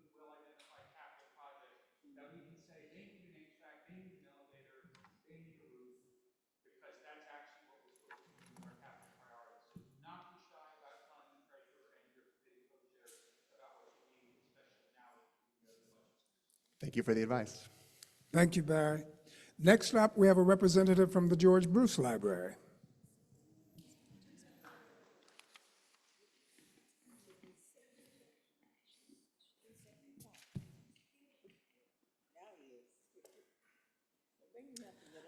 Hi, good evening, everyone. Janelle Carter Bowman, Library Manager for George Bruce Library. And regarding the capital planning, unfortunately, everything has to come from our capital planning office for New York Public Library. So all of our recommendations have to come centrally from there to the community board offices. Unfortunately, we're not able to do it on our own. But if, I know you regularly communicate with me, so if you have any questions, I'll definitely reach out to our capital planning office and send that to you. Yes, so I have a couple announcements. Shape Up NYC is back at George Bruce, and this is a wonderful free fitness program. It's going to be happening every Thursday at 5:45, so if you get off of work, you can come down, and we'll be doing body weight circuit training. This will be down in our community room, so feel free to come in. This is a volunteer certified fitness instructor, so you could come and get your fitness, especially in this cold weather. Also, our theatrical readings are returning this season. Our first one will be on Saturday. It's going to be 3 dark comedies titled Rest in Peace. This is from our playwright, Ceci Davidson. This will be on Saturday, October 18th at 3 p.m. in the community room. So if you like an hour of professional theater, please come down. They have a wonderful post-show conversation. So if you have time this afternoon, please feel free to come down to the branch. And my last thing, I know there are tons of Halloween-related activities happening in the community. We will be having our Fall Fest. We're making sure it's inclusive to all of our families that don't celebrate Halloween. So you may or may not come in costume, and we'll have games and lots of costume fun. And this will be on Friday, October 31st, from 4 to 5 p.m., and those are all of my announcements. Thank you so much. Thank you. Thank you. Next up, we have Alexander Abraham.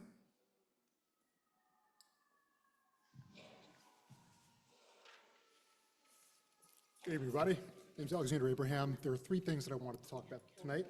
Oh, sorry. First, the undue interference from the executive government in our New York City elections. Second, suggesting an alternative to congestion pricing. And third, the traffic on 134th Street. So with respect to the first issue, I'm not here to endorse any candidate. This is not the platform for it. But I did want to condemn the undue interference in our local New York City elections by the head of the executive branch, Mr. Trump. The nation has spoken, and we remain respectful of the nation's desires. But on questions of this city's affairs, we condemn any undue interference by way of threatening to pull funds from our city or state. And it bears mentioning that an overwhelming majority, sometimes an absolute majority, of this state, this city, and this borough in particular said no to the president. That is a no that he will abide. Second, and moving on to congestion pricing, 2 things can exist at once. First, the reality that the MTA is in desperate need of funding. The second, that the primary beneficiaries of public transit should foot the bill for that. And in light of the fact that corporations and businesses are the primary beneficiaries of public transport, since most people use public transport for the purposes of commuting from and to work, that is something that should be passed on to businesses that demand in-person work. So an alternative to that would be instating an in-person elective work tax.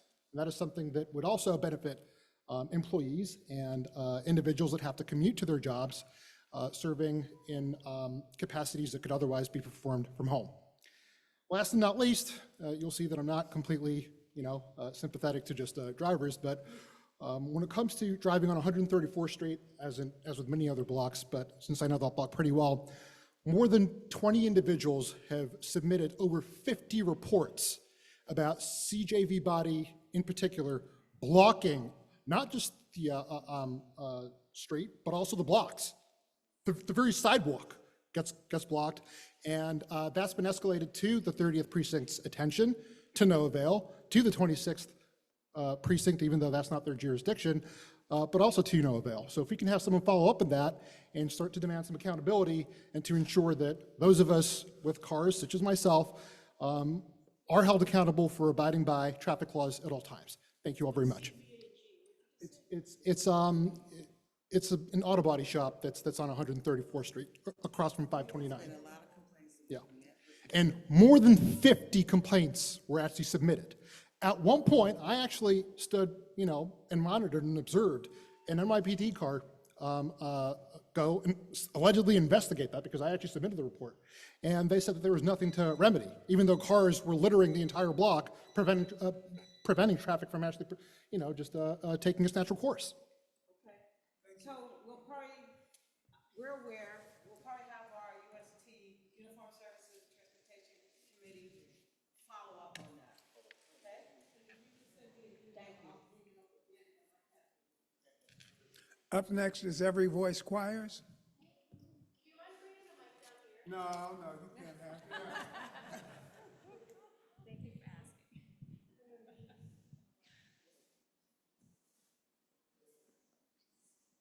Well, I'm here. Thank you, Papa.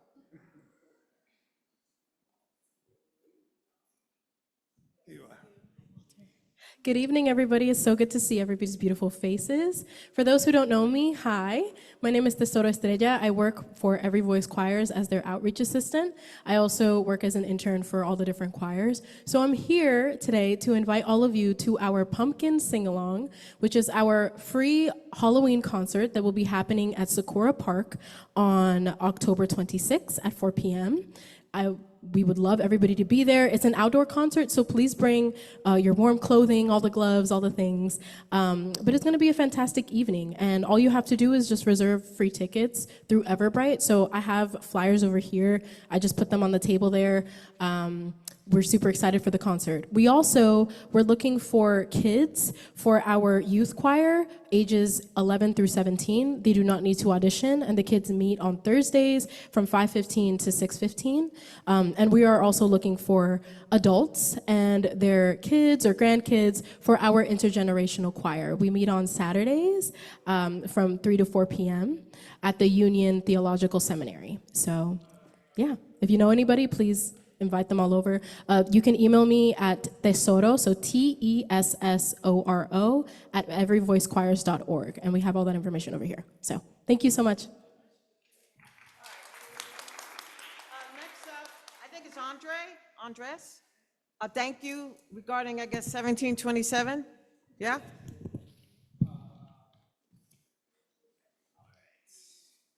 Hi, everyone. I just want to start off by saying thank you all for still being here. Thank you to the community board. Hi. And I just want to start off, I can't not say, so my grandmother, the dearest person in my life, lives in supportive housing, a site operated by a wonderful operator, Goddard Riverside. So thank you. I know we have a representative here tonight. I really don't know what I would do without you guys. I just want to mention a few things about the project, a few things that were mentioned tonight, a few things that I think remain to be said. The idea that this site is beyond its useful life is exactly as the attorney here said. It is a direct result of choices made over decades not to invest in this site. Just to be clear, this site comes out of a long battle. I've sent some of you the article. It comes out of actually a 1963 federal decision to build more mental health facilities. It was essentially given to Columbia and taken away from Columbia in 1968 by a group of community members who rejected Columbia's plan not to provide the services that the community needed. I know many of you are new here and aren't familiar, but I'm new here. I have to admit, there are people who have been here for far longer than me. But in my 13 years here, I have seen so much in this community, and it is not the same community that I grew up in on East 23rd Street. It is very different from Midtown. And I will say that the loss of healthcare has already happened. My neighbors, who are Dominican, speak only Spanish, have already lost their physicians. And these are not people who develop trust very easily. And their children have had to find new physicians. And Barry mentioned the Medicaid. Not many physicians accept Medicaid. They just don't. You have to really, you have to work very hard. And the services offered at Heritage or on the site by any of the providers are not easy services to find, and they've been reduced as a result of this plan. So, I think it is disingenuous and hard to trust anyone who comes here and tells you that, we just don't know what's going on. We're not sure about the past. We're not sure what we're going to do about the healthcare. The other issue is, and this is an issue that I know some people think I shouldn't bring up at all, but I think it's important. There's a public plaza in front. That plaza is used by people, sure. Some of the uses we may not always appreciate, but there are kids who have ice creams with their families on that plaza. It is not acknowledged in their environmental assessment. As Annette Robinson said, they are trying to bully us. It's not the first time I've seen this board try to be bullied by the city. They are trying to bully the board, and I respect you all for all your work on the board, to push this through. I would say, please don't fall for the trick. That's what I would say. Thank you. Thank you, Andres. And last but not least, voter registration deadlines. Hi, Veronica. Good evening, everybody.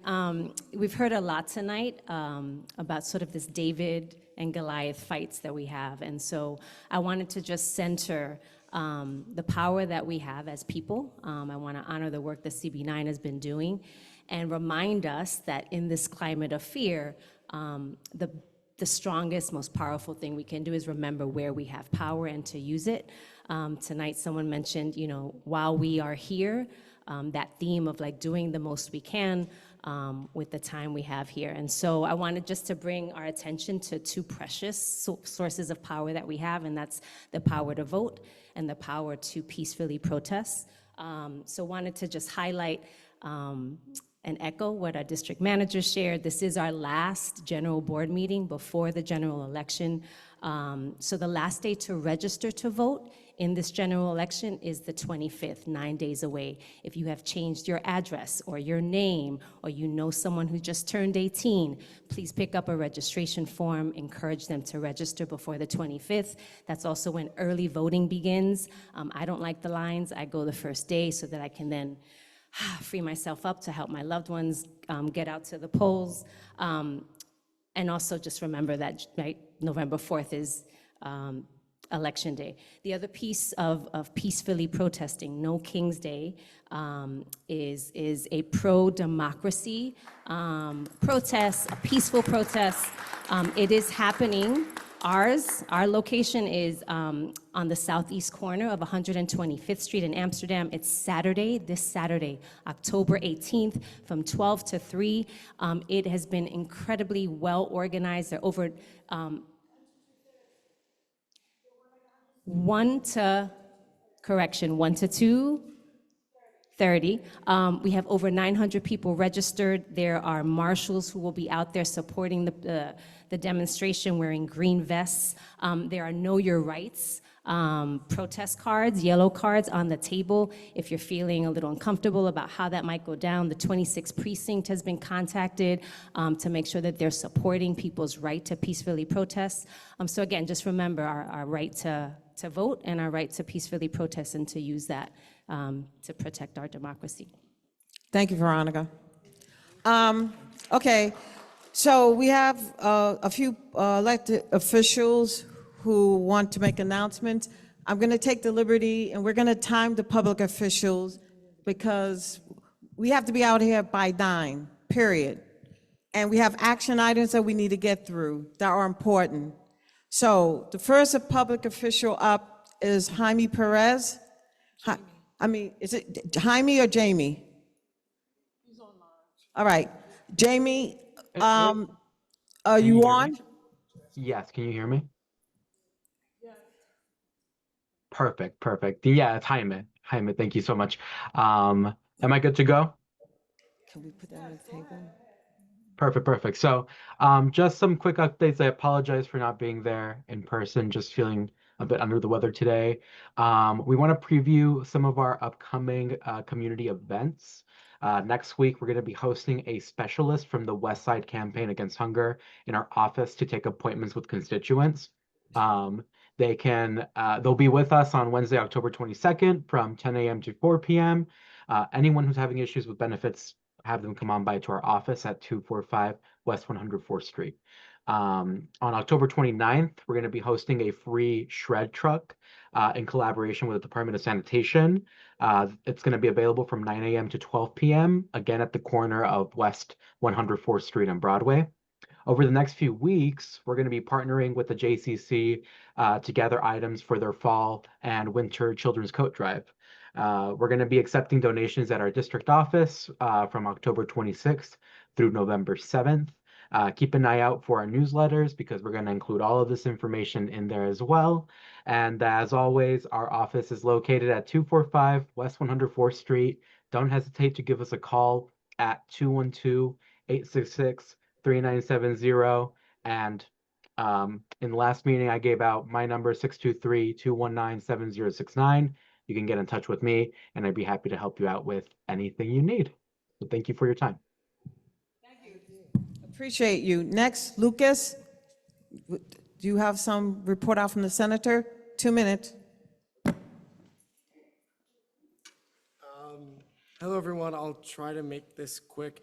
We hosted a job fair over the summer because this is my first time back. Hi, guys. I hope you enjoyed your summer.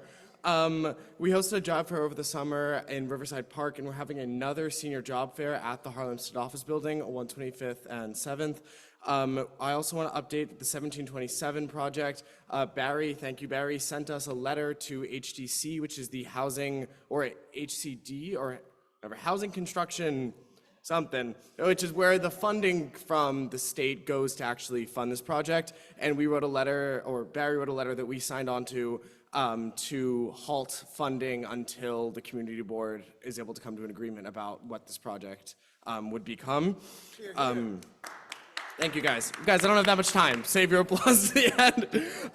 We are also, thank you to the Mornington Heights Community Coalition who hosted the Open the Gates rally last weekend. They're having a meeting with Columbia to discuss the project of bringing rent-stabilized units that Columbia owns back to the community. So we had worked on that letter, and so we'll be joining that meeting and continuing that advocacy that we had done in the spring. I also we got a subway station renamed after Malcolm X over the summer, Malcolm X Plaza, the 110th Street station on the 2-3 train, technically CB10. But in that meeting, the governor also signed the Harlem Renaissance Cultural District bill, which was a Senator Clear bill. So that opens up a lot of avenues for Black and Harlem-based cultural organizations to apply for funding. So the second we get back up to Albany in January, we'll be pushing as hard as we can to make sure that the money that goes to our cultural affairs comes to this community, because for so long it hasn't. Yeah. That's it. We're having a breast cancer awareness event on the 18th from 1 to 4 p.m. on Malcolm X Plaza, and we will be also having a domestic violence and voter registration event next Saturday, the 25th. Thank you so much. Sorry. Next, Ian Bolston from Sean Abreu's office. Hey folks, thanks for having me. I'm filling in for Gabriella tonight. She has another work commitment. Legislative update, Councilmember Abreu's a co-prime sponsor of a new bill that's being considered that will ban ICE from having a presence on Rikers Island, and in general prevent the mayor or anybody else from putting federal immigration authorities back on Department of Corrections property. Also coming up with the office now, the FY26 participatory budgeting cycle has started again. So in the coming days, our office is going to be sharing information on how to submit ideas, how to volunteer as a budget delegate, and then also where we'll be tabling over the next couple months doing outreach in the community and collecting ideas. I'll make sure to pass that information along to youth so you guys all have it. And then in terms of events coming up in the district, we have a no-cost mammogram event for Breast Cancer Awareness Month. That'll be happening on Friday, October 24th, out front of our district office. And then also another highlight on October 30th, we're going to be having HPD in the office as well, and they'll be able to help folks out throughout the day with any housing related issues. And, our office is, of course, on the corner of West 141st and Amsterdam. Thanks, y'all, for having me. Appreciate it. Thank you.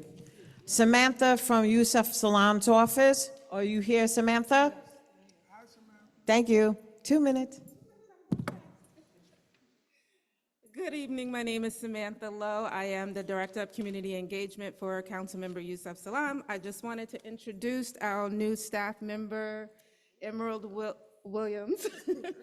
She's going to be the community liaison and contact for Community Board 9. I just got some few remarks. So good evening, everyone. Thank you for the opportunity to speak with you all tonight on behalf of the Office of Councilmember Yusuf Salam. My name is Emerald Williams, and I am the new community liaison for Community Board 9. I am honored to be stepping into the role of community liaison for West Harlem. I look forward to building strong relationships with all of you and being a consistent, reliable point of contact for your community's needs, questions, and concerns. I'm here tonight to share a few updates and extend a warm invitation to upcoming events that aim to strengthen public safety and deepen our connection as neighbors. In response to recent incidents and ongoing need to foster trust and collaboration, our office is proud to announce a series of public safety walks. These walks are designed to bring together local residents, community leaders, and members of the NYPD in a spirit of open dialogue and mutual understanding. Our goal is to promote safety, not just through enforcement, but through partnership, presence, and communication.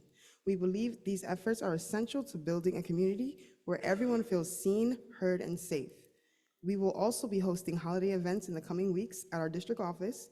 These gatherings will be open to all members of the community and will offer a chance to come together in celebration, unity, and joy. Details, including date, time, will be shared very soon. We encourage you to join us, bring your families, and connect with neighbors as we close out our year on a positive note. Again, my name is Emerald Williams. I look forward to working with each of you in service to West Harlem. Please don't hesitate to reach out to me directly. You can reach me at my email. I do not have a business phone just yet, so my email is ewilliams@council.nyc.gov. Thank you. Thank you. All right. Go ahead, John Martin. Good evening, everyone. So a little bit of cheer. We will be having our first annual Young Entrepreneurs Business Expo on Saturday, November 1st. This is for kids as young as kindergarten to 12th grade. It's a great opportunity to get kids interested in understanding basic math skills, accounting, selling a product, or even just thinking about their career beyond school. Please come. I'll have flyers right here on the table. Thank you. And share with any young people in your circle. Thank you, Tiffany. All right, now we're on to action items. So the first up regarding the automatic public toilet, you already heard a presentation about that item. So who's coming up to speak to it? I'll talk to that. Okay, thank you, So Solomon. you got the presentation earlier today from DOT. Just wanted to let you know that this was assessed and reviewed by the Uniform Services and Transportation Committee. It was voted through unanimously. We also received a similar presentation at the Executive Board, and that was also voted unanimously in favor of this project. Senator Cordell Clare actually came to the UST committee meeting to give her support to this project. So I just wanted to make sure that everyone was aware of that as well. The letter of support for this project is included in the packet. My co-chair, April Adams, is there anything you want to say here? Okay. All right. Yeah, unanimous. Okay, so no dissension or anything of that nature? No? Good. Let's keep it moving. Thank you. All right, next, St. Nicholas Park. So yes, bringing some more good news.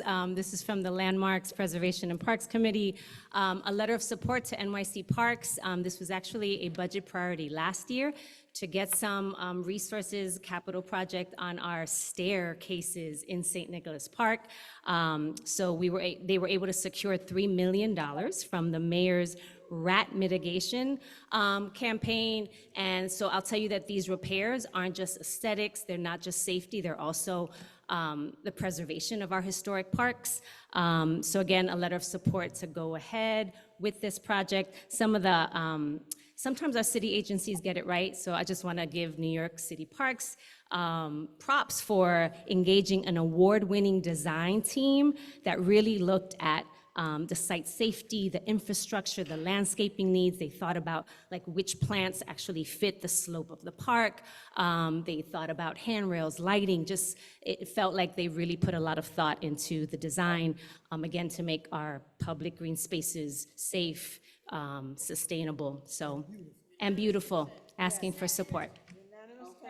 I have a comment on that. I have a comment, if I may. All right, Reverend Caldwell, go ahead.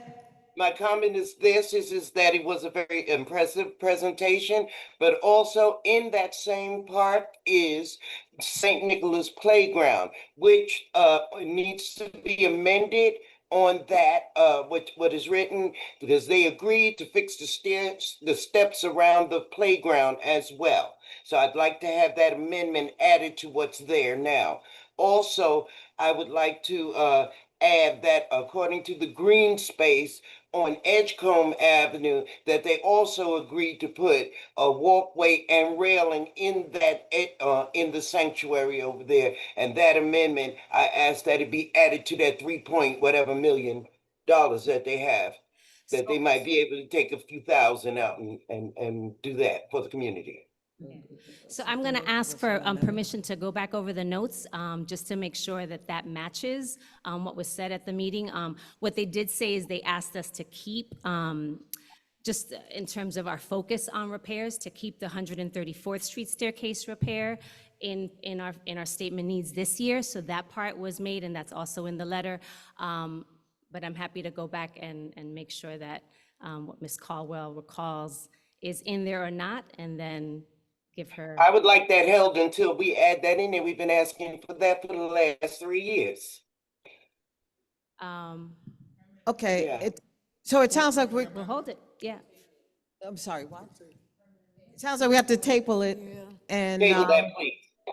Okay, so it sounds like we have to table it. Yeah. Yeah. All right. So we're going to take a vote right now to see whether or not we want to table this resolution. Yes, table it until we can get that done for next month. So I'm asking for a chance to go back over the notes just to make sure that what Ms. Caldwell is raising fits, and if it doesn't, to go ahead with the process. Well, right now, based on what she's saying, she doesn't want to, it sounds like, move forward with this unless these things are added. Okay. Yes. What? Okay. And we spoke to Matt and he agreed. Ms. Caldwell, we're going to move it later on in the agenda so we can get through some of the other items, which are many, okay? Okay. All right, thank you. Thank Next you. item. All right, next up, we have the resolution in opposition of the liquor license for Patrick's on the Hill, which is located on Amsterdam and West 141st Street. Unfortunately, we've got a number of community complaints about this location. The residents that live above and below this location are being terrorized by Patrick's on the Hill. And I want to say that we have made it clear in the resolution that this is clearly an issue with the building itself. The landlord has not retrofitted this place properly for a restaurant use. But we do think that in order for them to get their liquor license, changes need to be made. There's also, so they've received excessive noise complaints, as well as there's a concern about their certificate of occupancy. So we moved not to approve this liquor license. I will say that we have been talking extensively with the lawyer of Patrick's on the Hill. Patrick's has agreed to limit the live music to make it acoustic and to not play after 10 p.m. So we'll see if before their liquor license hearing, if these issues are cured. But this is our resolution right now. Okay, so this is being presented. Is there unanimous consent?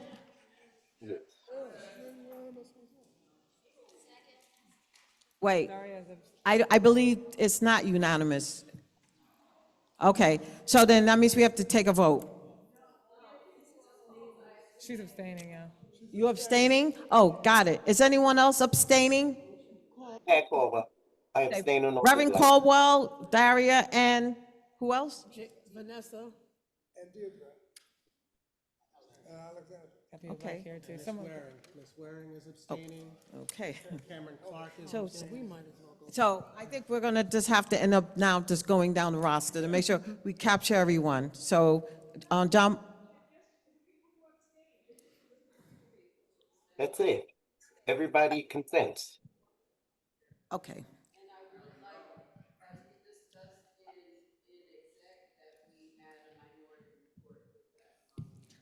And, oh, let me also add that I did talk to David Stoller, who is, like, manages the SLA applications for our area. Because we were going back and forth on whether or not we wanted to present this resolution tonight, because it's not like we want empty storefronts or to close local businesses. But he was like, this is the only opportunity that we have to lend our voice before the hearing, so we had to push forward with this resolution.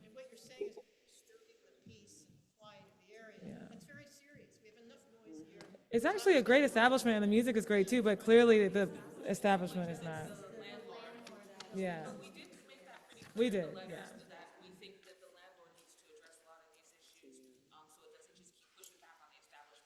Because the Grange, if y'all remember, used to be there as well, and they used to get a lot of complaints from the building too, so. So, okay, Yeah. so I believe we had only 5 people abstain. Okay, everyone that's abstaining, can you raise your hand so we can count? Thank you. Someone in the very back.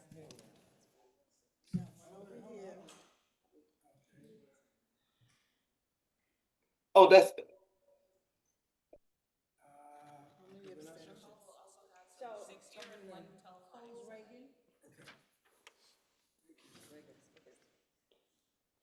that's on Patrick's on the phone.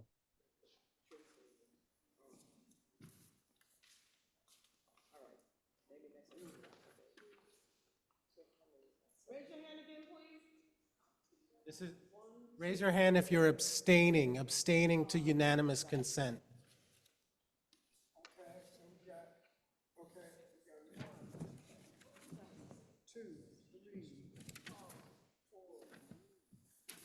I changed my vote to, I consent. Patricia Walker. Okay. To the unanimous, yeah. Sorry. Everybody else? Okay, so everybody's for it, it looks like it still passes. Yes, it passes. Okay. Thank you all. Okay, next, the letter of support for the, co-naming, co-naming on Morningside Avenue between 123rd and West 124th Street to Mohammed Ba Street. So who's coming to speak to that? I'm here. Good evening, everyone. Again, I'm Solomon Prophet, co-chair of the Uniform Services and Transportation Committee. I know where we have Mohammed Ba's mother, Hawa Ba, here. We have Sharon Salam, who is Councilman Yusuf Salam's mother. And I know Shani Herrera, I believe you're online as well.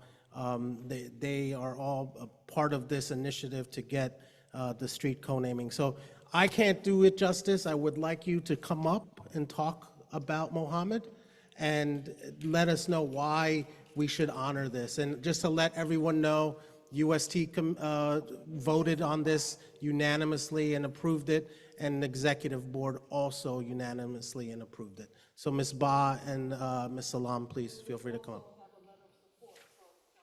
Yes, we also have a letter of support from Councilmember Salam. It's in the packet as well. So, right, it's 10 to 9, so. Yeah, yes.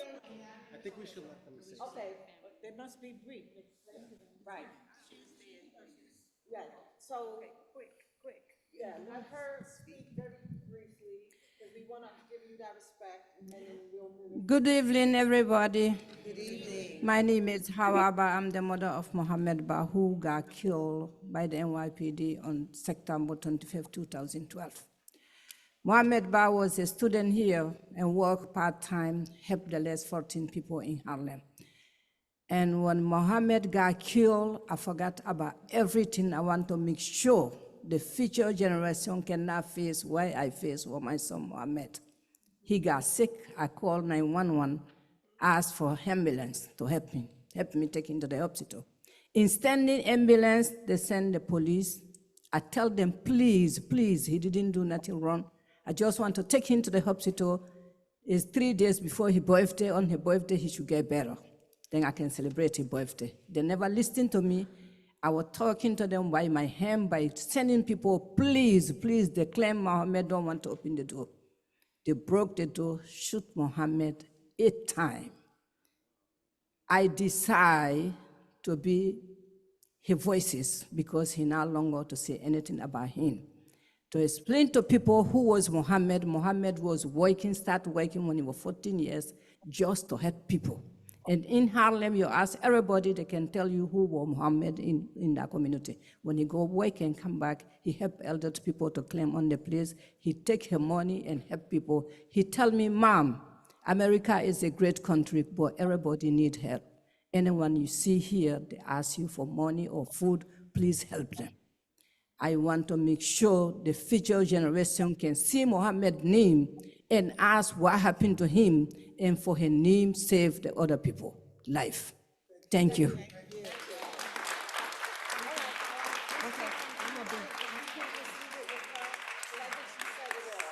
You think so? Okay, then that's fine. So, I believe we said unanimous consent to pass this along, correct? Yes. Okay, good. Next item on the agenda, renewal liquor license applications. All right, really quick, yes, Mateen. Right. Are you at the, will he be at the end? Okay. All right. So renewal liquor license applications, you see them listed here, 5 through 12.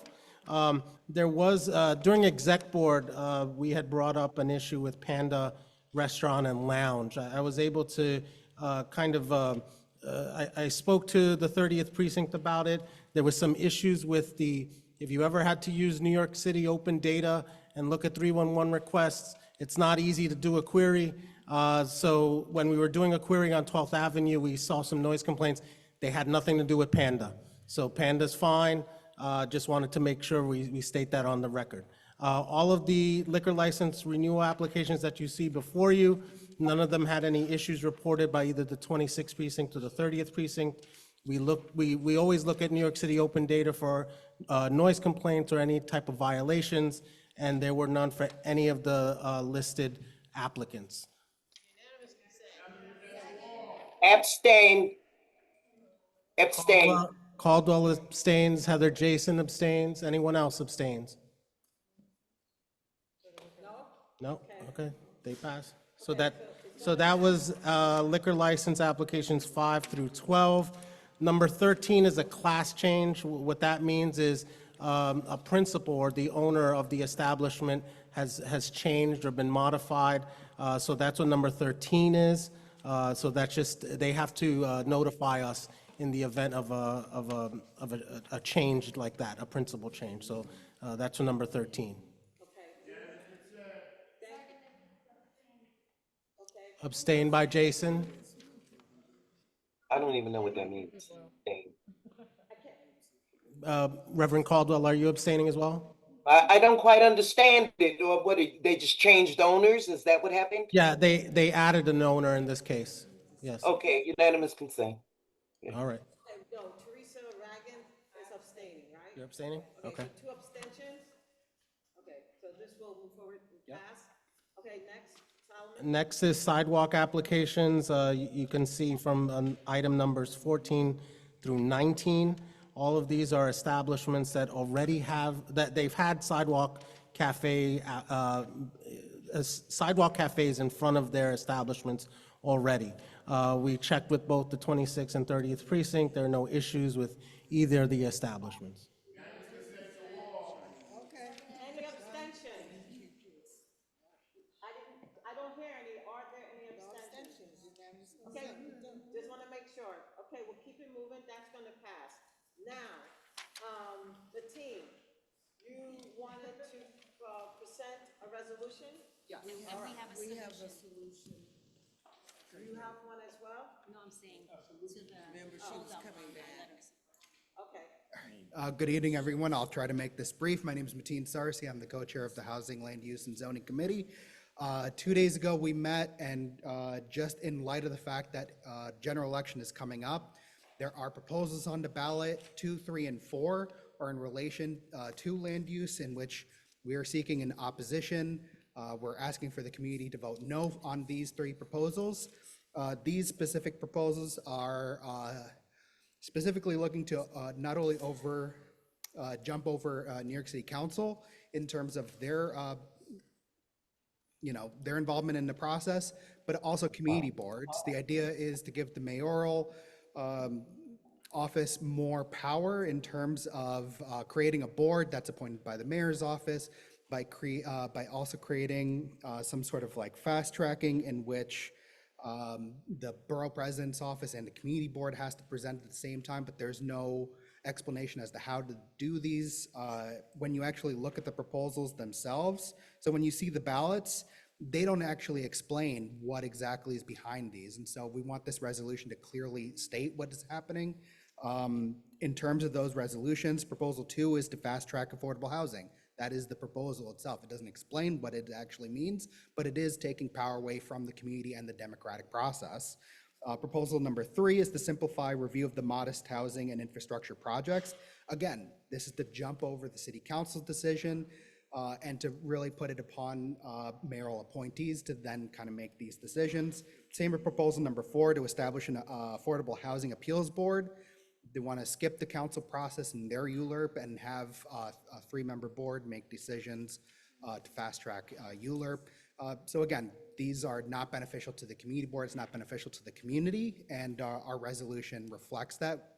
We'll of course share it and make sure that it's widely available. That's Adams. Adams put that into place. That is correct. What do you mean resolution? Because we have to vote on that. Yes, we drafted a resolution that we could actually share. I can read it if that's okay. So I'll start it off. Whereas any ballot measure proposed by the mayor will take precedence over any measure proposed by the city council according to New York Municipal Home Rule Law, Section 36(5)B, and whereas the mayor announced the creation of this charter revision commission at a time when the city council was planning to create its own commission with member input from the mayor, public advocate, comptroller, and the 5 borough presidents. And whereas the mayor's commission was unilaterally formed by the mayoral appointment as authorized by the New York Municipal Home Rule Law, Section 36(4), ensuring the process and the final ballot language were developed without necessary checks and balances of the board, democratic input from the city council or other elected officials. And whereas the mayor previously used New York Municipal Home Rule Law, Section 36(5)B, to preempt the city council from proposing ballot measures in the November 24 general elections, and has done so again here, leveraging the statutory loophole to circumvent broader legislative consensus.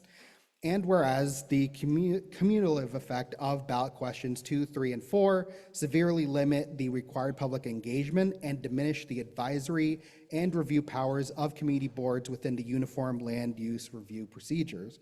And whereas these proposals bypass the local democratic input of community boards and borough presidents by creating centralized review and appeal mechanisms, specifically for affordable housing and infrastructure projects, thereby gutting the role of the community boards as the initial and local voice in the land use process. And whereas the New York Municipal Home Rule Law, Section 36(5)B, states that the Charter Commission shall prescribe the form of the questions to be submitted, which shall be such as clearly to indicate the effect of their approval. And it is not fair to ask New Yorkers to vote on such a major change to an important democratic land use process without using clear language to describe what they are voting to change in accurate terms.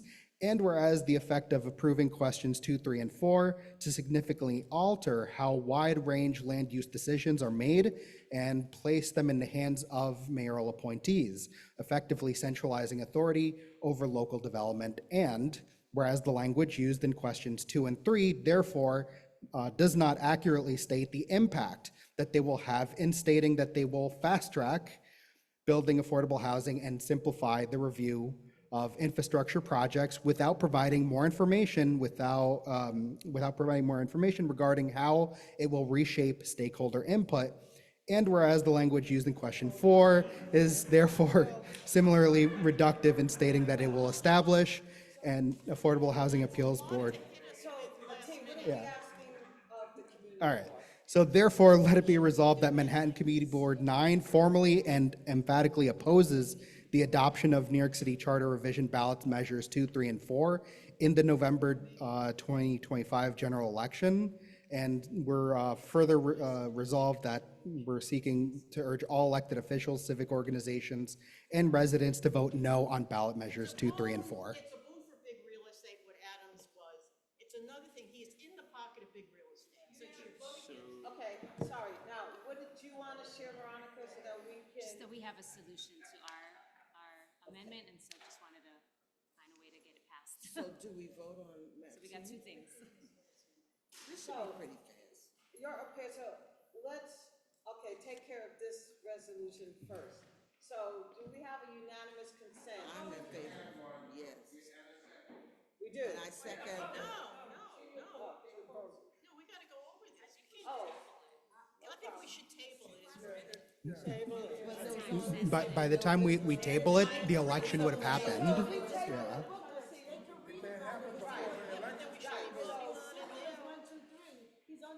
It's not simple to understand. Okay. We shouldn't be voting on it. So as you saw, the lights have dimmed, so we don't have that much time, so we're gonna table it, maybe it can be sent out electronically, and we can That would be secure good. feedback to you.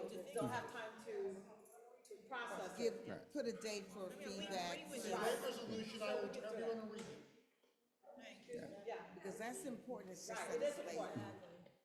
Veronica, was there something related to this? Because then we have to go back to this last one. No, it's the last one. I'm ready to go to the last one. You're not the last one. Oh. We're gonna go back to the Patrick one, so go Oh, ahead. all right. So, thank goodness for minutes. And so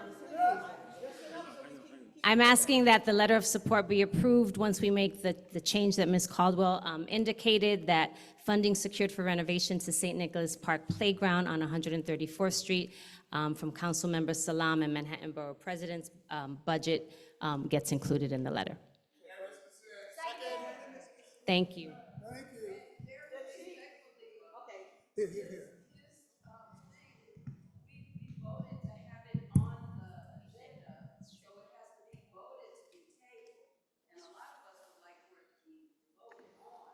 What are you talking about? Not this.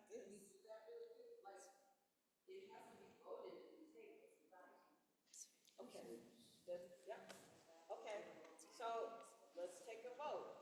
And this is pertaining to the resolution, I believe, that we just heard from Mateen, correct? Is it a vote to table or a vote on? What is the resolution on? Is this the letter of support for St. Nicholas Borough? No, that's what that passed, didn't it? Yes, unanimous. Right.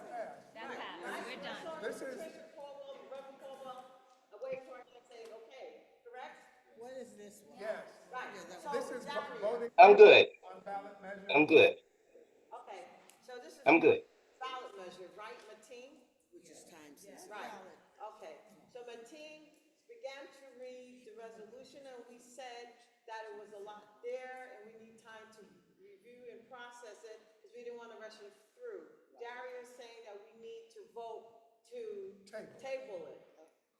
So we need to take a vote to table it. And then, is it gonna be sent out for us to vote on, like, And within 7 days? so the understanding is we're tabling it, but it will be followed up with something being sent to the board, to review. Before the November 4th Right, election. and yes, Okay. so that's. Can we vote online about this? Because we can't vote at the next. We have in the Right, but, past. so if we send it out electronically, we will have a deadline for when people should respond. I think we should be able to do Correct that. me if I'm wrong, Barry. Wouldn't we have to have the executive committee act on behalf of the full board? Because we are here and it's not being acted on, so then the executive committee has to act on behalf of the full board. So we have to poll the executive committee. Right, so we can probably do that faster than. Okay. So let the executive committee decide. In the interest of time, yeah, and just go real Let the executive committee decide. fast. Let's, okay, so we're voting on, everyone, please stop speaking all at once. We are voting on the resolution that Mateen just started to read. May I say what it is? It's to, Martina, correct me if I'm wrong, it's to vote no to the ballot proposals on 2, 3, and 4. Yes? Okay. So that's what we're voting on, whether or not to, So, Which will take the power out of the hands of the community and the community boards and give it directly to the mayor's office to whether what they want to build and not build in our communities. Is that correct? yeah, we want to handle it here, and if we don't get through it this evening, then we will be dealt with by the executive board. So, Okay. for efficiency, we're gonna start doing the roll call and asking for people to vote. So voting, no on ballot measures 2, 3, and 4 on the upcoming election. so if you say yes, you oppose 2, 3, and 4. Correct. So saying yes means you support the resolution. I don't, and, Gretchen,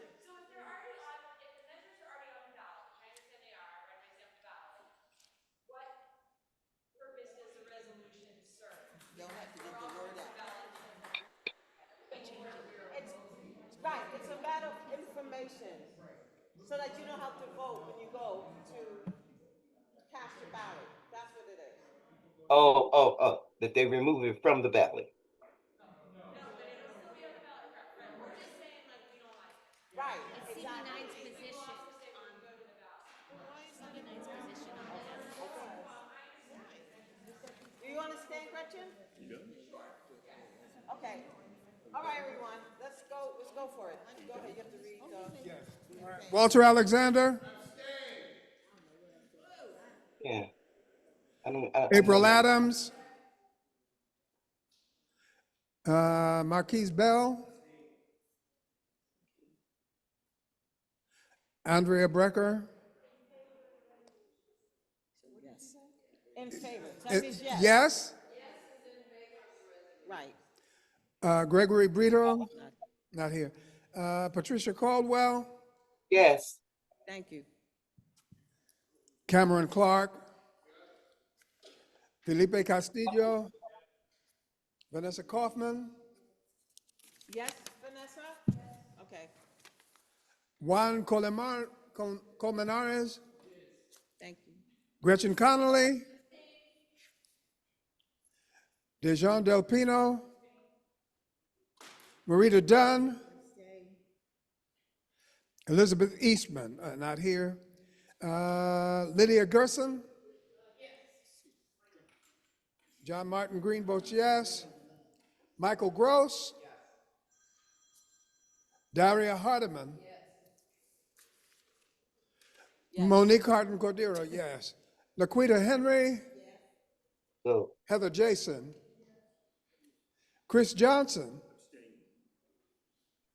Patricia Watler Johnson,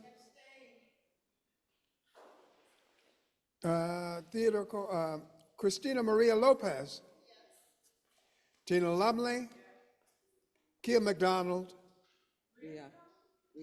Rhea McDonald, I beg your pardon. Deirdre McIntosh Brown,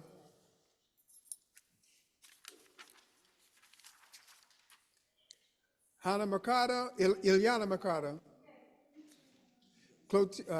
George, Solomon Prophet, Teresa Cole Reagan, David Ratner, Mateen Cersei, Veronica Savage, Jordan Scherer,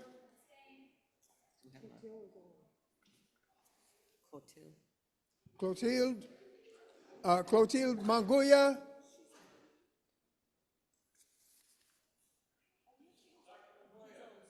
Clotilde Mongolia. Clotilde, vote. Clotilde, Shante, Francina Waring. Shante Styles. Shantae? She was. Okay. Francina Waring. I missed it. Beg your pardon, madam. Shanika Wilson? Okay. Alexander Jimenez? And Justin Dent? Okay.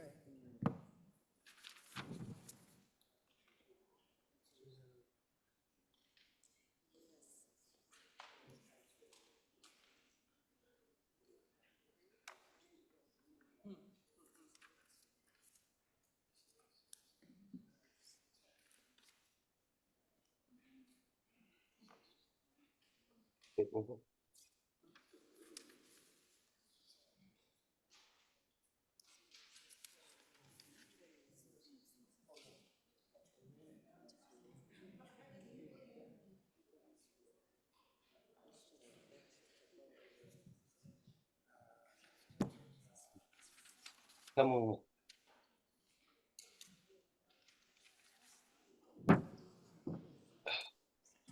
What's the count?